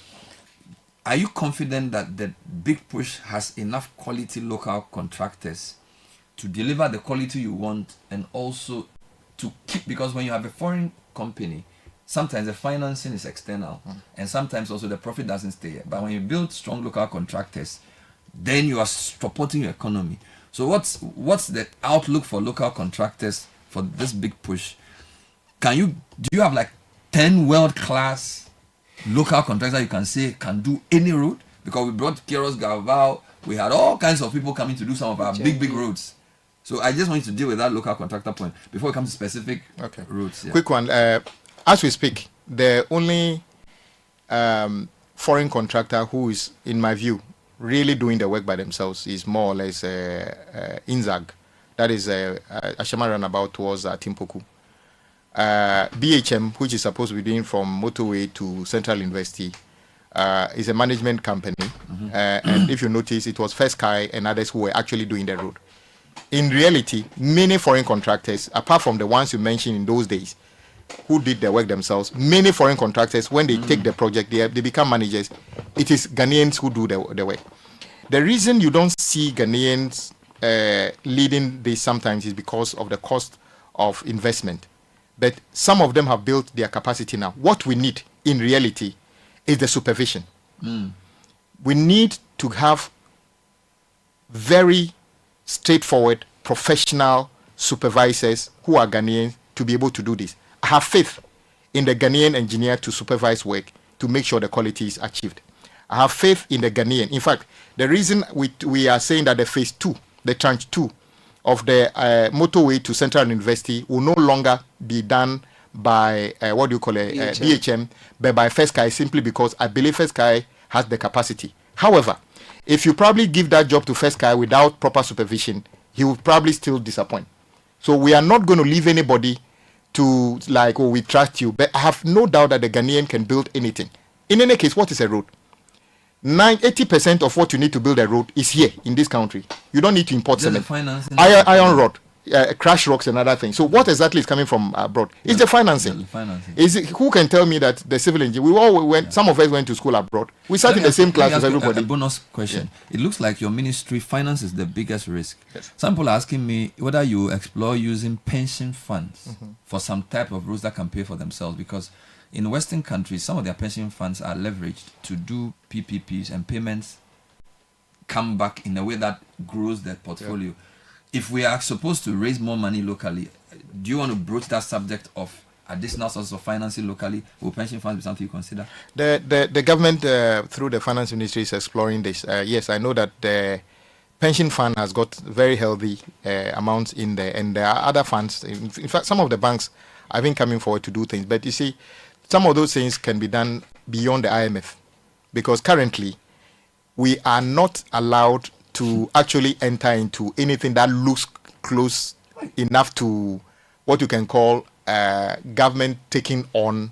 additional borrowing or commitment. As policeman. Exactly. So yes, in fact, people come to me every day. I have a friend in Dubai who have got 2 billion. I have a friend in Turkey who have got 3 billion. I simply say that we are under an IMF program. You would require government commitment, and the government cannot give you one cedi commitment as long as we remain under this program.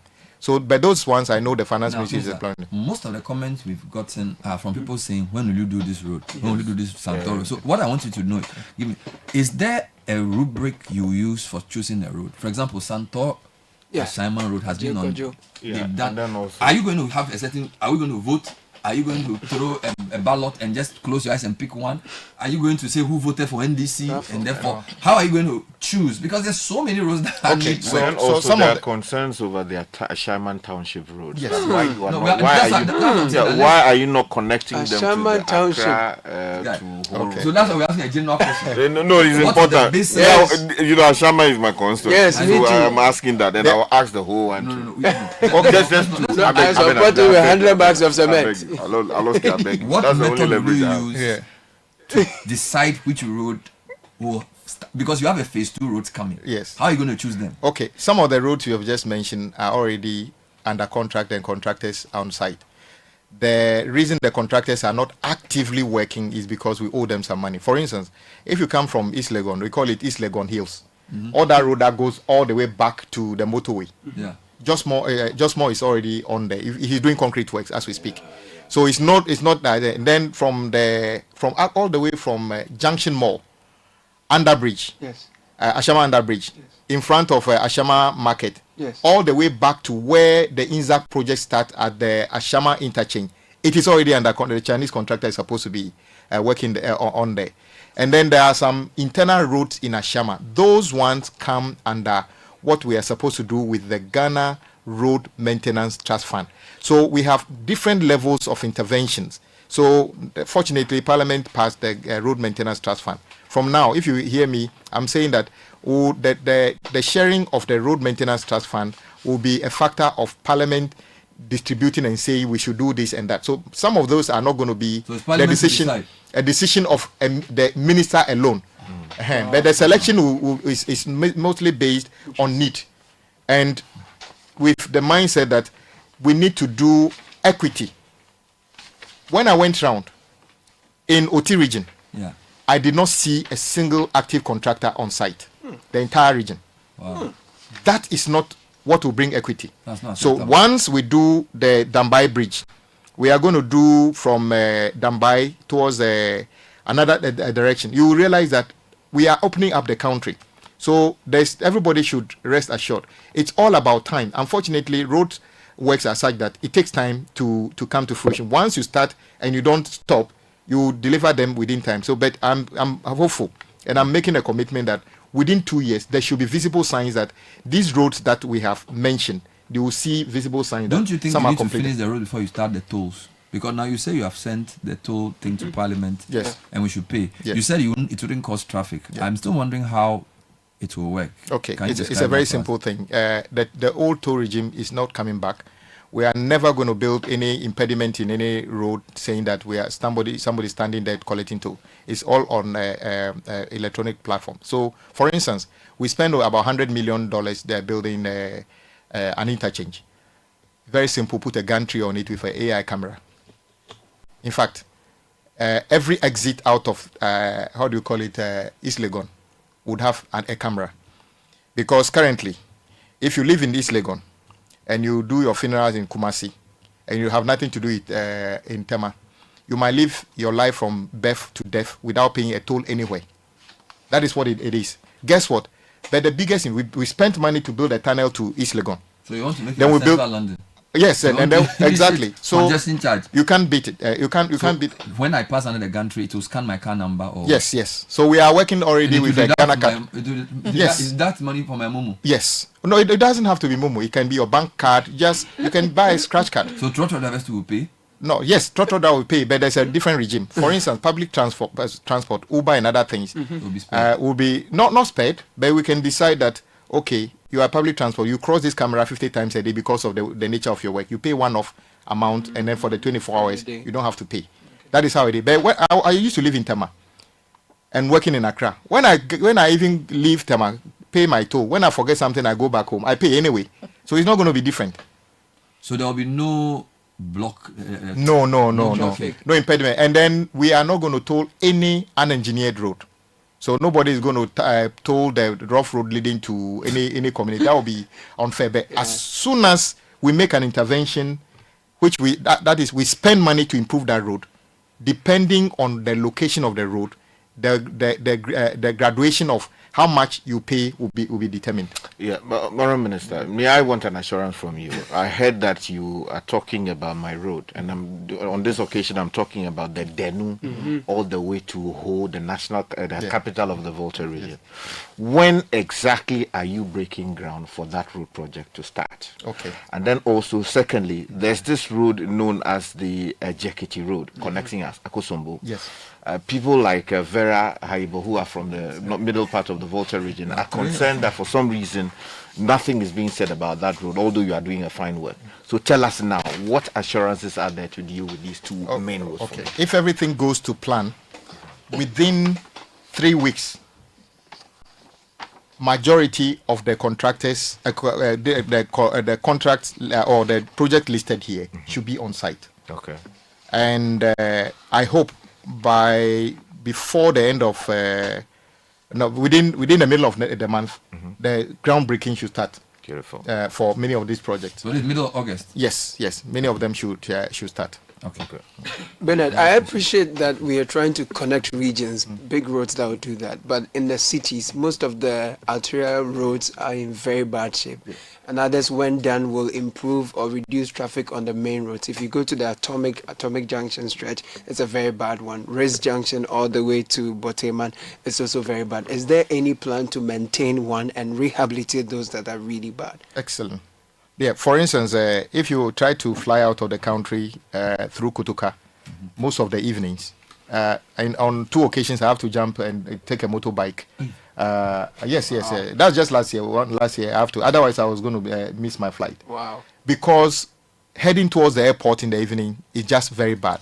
The good thing is that our airport has become very attractive, so the volumes of traffic is increasing.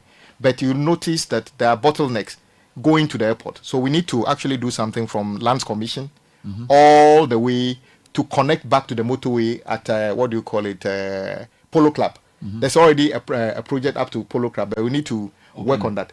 Currently, even the airport traffic light that we know doesn't work sometimes, because from the traffic light then you get to airport shell.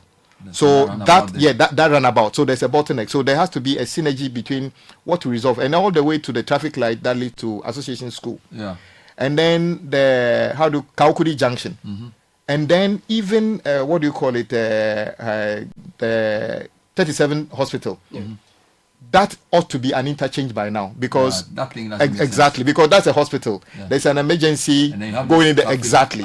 So, but all those are part of things that we have worked on, hoping that maybe once we get out of the IMF, it is easier to get other sources of funding so that we can be addressing them at the same time. So let's put it this way. Since he says by 1st September, these projects will start. Maybe in the last quarter of the year, he needs to come back and give us a progress report. Exactly. Because by which time there will be something to report. Yes. So I want to leave it here. Yeah. Bernard, I just want Instead to, of coming I just want I'll to take you him. along to the site. This one I just want to inform him. Yes. So my mother is from Seva, which is in the Ketabi. A Anyako road connecting Anyako plus Seva to Fega to Seva. You're not even It's been destroyed. It's been destroyed by the The people are struggling to get into the their cemetery, and buying fish has become a problem. Mr. Minister, as you are here, I'm holding your leg. When you go back to your ministry, try and find some money so that we can go and save our people. It is an important appeal I'm making. Have you considered being an MP? No, not at all. No, I think if you look at the area he's described, it's a very serious matter. I was with the president when the tidal wave situation happened, and I heard somebody saying that even the cemetery is gone. It's a very sad situation. That morning before we went there, some graves have to be relocated because the sea have basically ravaged the whole place. Fortunately, I think just last week the president actually asked the contractor to site work to save that part of the land. Part of the reason we were not working on part of those is that even if you were to do an intervention, the road will be washed away by the sea. So we need to do the sea defense to protect the sea from coming any further. Then we can improve the road. So that is in Thank you, plan. Governors. Thank you so much. Agboja. The name Governors. I don't know where you got it from. But you didn't let the lady ask any. Okay, your last question, please. Yes, I would be interested in the Adenta Dodowa road. That, the construction began and then it halted, and there was a lot of dust and inconvenience. So maybe some timelines for that. So the contractor, to be honest, did a fantastic job. Oswald did a very good job. And he's determined to go back to site. We owe him some money. It's part of the payment we are trying to make as quickly as possible. Right. But the good thing is that it's being captured as part of the project we are innovating onto Big Push. So it will all be completed within the 2 years that we are talking about. Thank you, Minister. Thank you so much. This is the City Breakfast Show, the city's biggest conversation.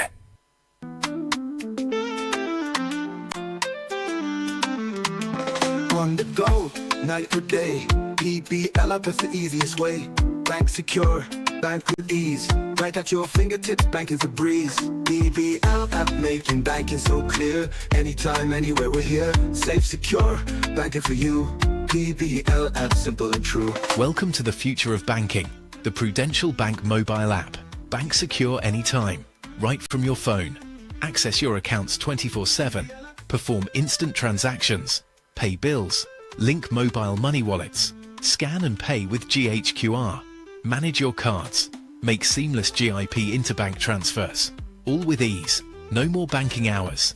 Take control and app your banking. Experience simple, secure and convenient banking.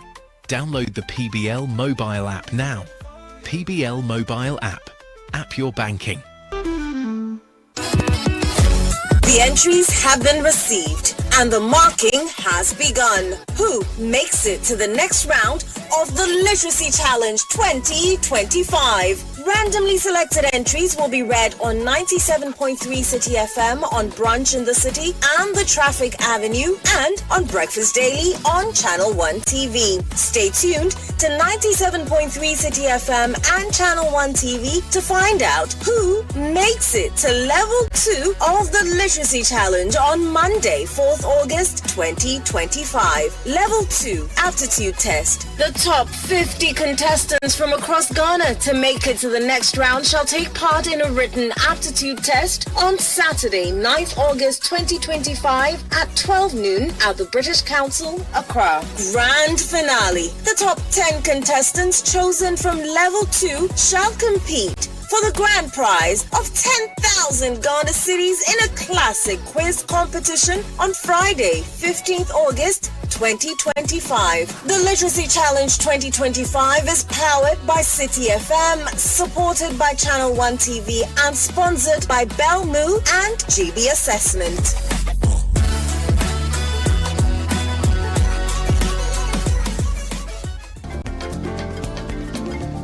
Ghana, get ready. The biggest sales event of the year is back. National Sales Leaders Conference 2025. Organized by Core Event Solutions. Powered by MGA Consulting and proudly supported by CIMG and AGI. Happening on August 19th to 21st at the Accra International Conference Center. The special guest of honor for this big event is the Chief of Staff, Honorable Julius Deborah. Join over 2,000 participants, including CEOs, Managing Directors, Sales and Marketing Heads, among others, for 3 unforgettable days of insight and high-level networking with 68 seasoned speakers tackling 25 impactful topics across various industries. This is the one event you can't afford to miss. Reserve your seat now. Visit nslcaccra.org or call 0502-711-070 to secure your ticket. NSLC 2025, redefining sales excellence for a dynamic market.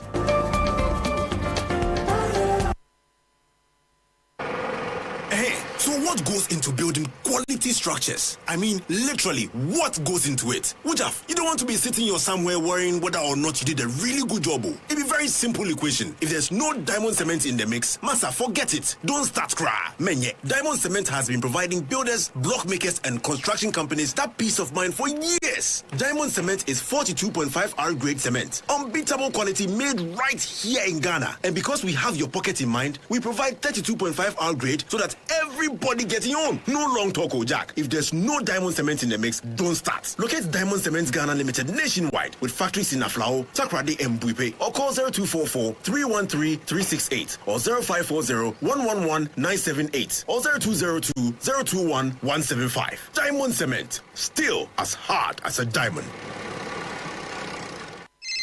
Charlie, where are you? Bossman, I'm at the bank. Really? But your car is in front of your house. Bro, my bank on my phone, Charlie. Oh, how? EcoBank, bro. With EcoBank mobile app, I can do everything, anywhere, anytime. Listen, I just checked my account balance, paid Ahmed's school fees, and sent money to my grandma at Walwale. Oh, wow. Wow. Master, just download the EcoBank mobile app from the Google Play Store or the App Store or dial *770# and be your own bank manager. Manager.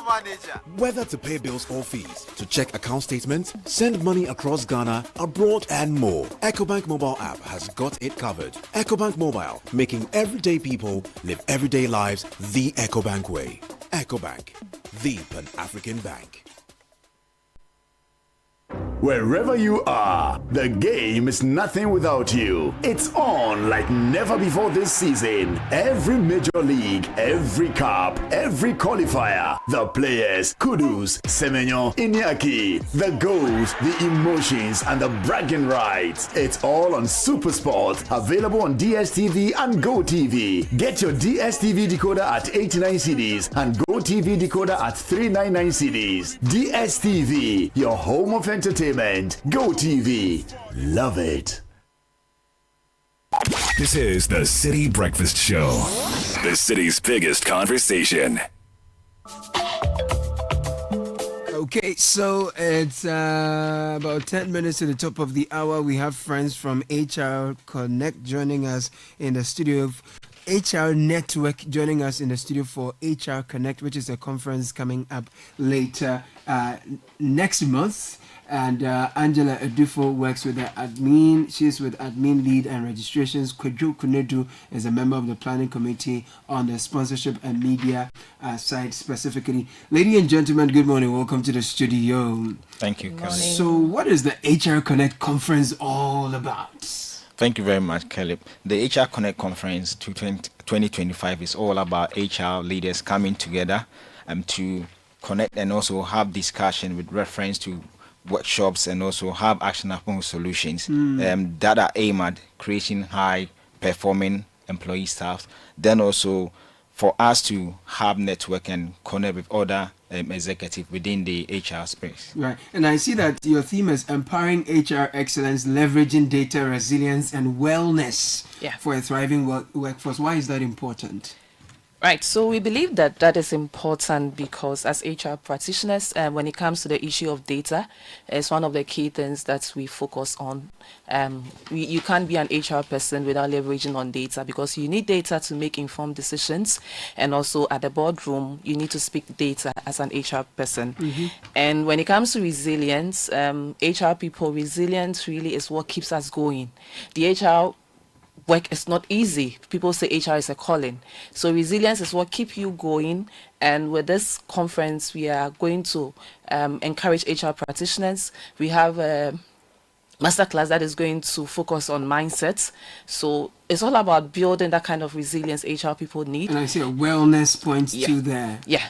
The issue of wellness for this particular conference, we are not just focusing on the workforce, which is also very key, but also how HR people can take care of themselves, be able to, wellness is a holistic something. It's not just focused on physical wellness, but every other thing that has to do with well-being of the HR person, and the employee. That's exciting. So are you just targeting HR professionals and students within HR, or anyone else who is interested can be a part of So this? we are also calling on business owners, entrepreneurs, and everyone that concerns with work, because it's not just about HR, because we are having business executive coming in. Whatever goes on within the work environment, that not only concerns the HR. If you're a business owner, that is something that you should also be mindful of. So we are calling on all people, academia, entrepreneurs, business owners, and HR professionals to be part of this conference. Amazing. Now I see you have some big wigs in the HR industry coming around to speak to you. You have Patricia Obonai and some others. Please tell us who some of the key speakers, coaches, or facilitators are going to be, in addition to some of the names we've heard earlier. All right, thank you so much, Caleb. So, so for this particular conference, we have Dr. Patricia Obonai as the guest speaker for the conference. She'll be touching basically on the theme. And apart from that, we have some keynote speakers. We have our very own Dr. Stella Jenny Mboatin. Wonderful. We also have Margaret Jackson, who is also a keynote speaker. We also have Larry Lane Georges. She will be joining us virtually from the US. She's also a keynote speaker. For the panel discussions, we have Rosie Ebi-Atta. We have our very own Dr. Francis Eduku, who is also the CEO of the Chartered Institute of Human Resource Management Practitioners. We have Dr. Theo Taki, who will be joining us online from the US. And for another panel, which is our wellness panel, we have Daniel Delasi Dobe, who is a wellness practitioner, Patience Osikre, who is also a wellness practitioner. So all the people who matter are going to be assembled everyone there to who speak matters to us. will be there. I like it. So how can we be a part of this when we are interested? For all of us who are interested, we want to be a part. What do we do to be a part? So you can go on www.hrnetwork.org. Okay. Then you will be able to register, or you can call us on 0208 633 809, and we will help you to register. Okay, let's take the number again. 0208 633 809. 0208 633 809. Okay, once we call that, we'll be sorted, right? We'll be taken care of. You want to add something? Yes, Angela? I just wanted to also add another number, just so in case you call in any of the numbers, you're able to reach us. That's fine. So 0541 222 365. When you visit our website, which is what my colleague here has mentioned, every information about the conference is on the website. And when you call any of the numbers also mentioned, we will be able to assist you with registration and be able to be part of the conference. Fantastic. 0541 222 365. Yeah. And we are good to go. Thank you so much. I believe we've touched on everything that we need to know. So thank you. What will be your final word before you take leave of us? Okay, so what I will say is, everyone listening to us, whether you are HR professional or you're not, we're calling on you to be part of this very conference, because we have come to a time where data is something that we thrive on.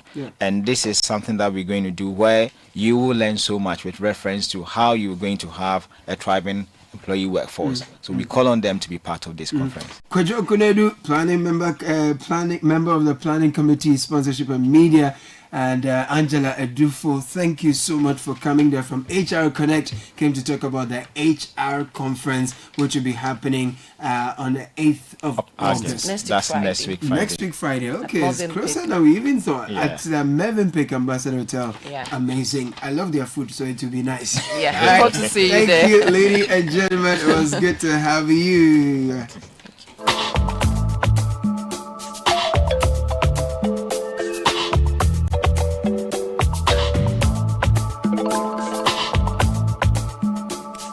Attention please, there's an account information update call from Omni Basic Bank to all beautiful customers. Kindly proceed to any of our branches. Visit our website omnibasic.com.gh to update your account records with your Ghana card. Please call 0800 10 0790 or 030 708 6000 for more information. Have a beautiful day. Omni Basic Bank, not just another bank. If you're upgrading your office space, please call the experts. If you want a healthy chair that takes care of your spine, call the experts. We have ergonomic swivel chairs, good for you. It's great for workplace wellness. If you're sitting for a very long time, get the right chair.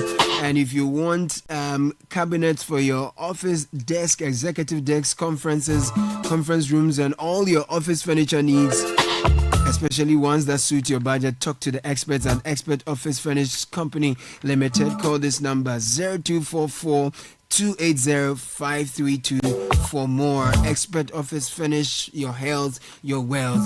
Now, if you're looking for a best of flavor in every sip, discover the refreshing taste of Piva beverages. We have Piva Cola flavor, perfect fit anytime. Piva Orange fruit drink packed with recognized citrus flavor. Piva cocktail fruit drink brings the tropics to you. We have grape fruit drink, Piva tangy fruit drink, bursting with tangerine flavor. Call 0550 032 Piva beverages, a taste you will certainly love. Huge savings for you, and it's happening at the Electroland Mid-Year Clearance Bazaar. Samsung, TCL, Media, NASCO, all on massive discount from July 31, which is today, to the 3rd of August 2025 from 8:30 a.m. to 5 p.m. daily. Our Spintex branch near Coca-Cola Roundabout is where it's all going down. LED TV start selling at 799 Ghana cedis. Refrigerators are going out for 1,200 Ghana cedis. Washing machine 1,900, so much more. A mix of brand new display and even scratch and dent items, all with warranty still applied. Fala discount, what have you been waiting for? Just pass by. Spintex near Coca-Cola Roundabout is the Electroland Mid-Year Clearance Bazaar. 0503 159 739 is the number to call. Do not miss out.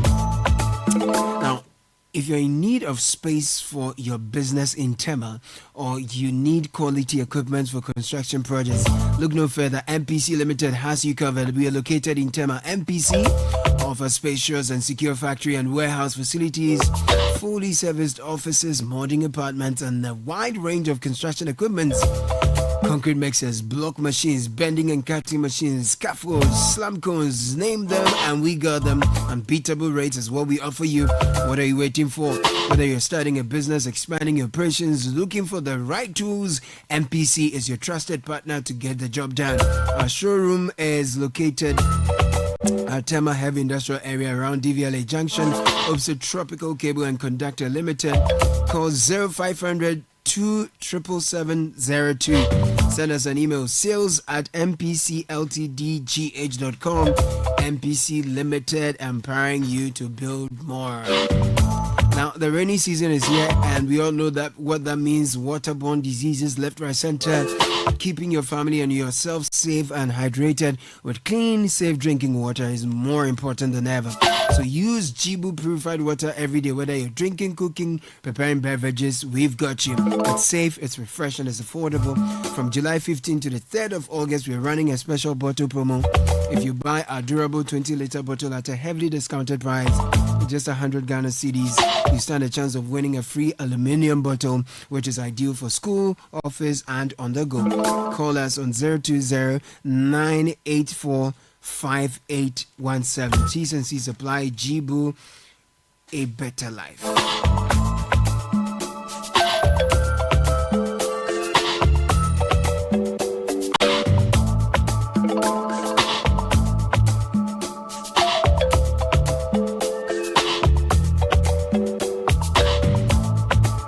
Top of the hour, special thanks to you, Nanefwa of Coconut Grove Hotel. Good morning, Nanefwa. Sheba Rababating is here with the news at 10. Good morning, Sheba. Good morning, Caleb. Come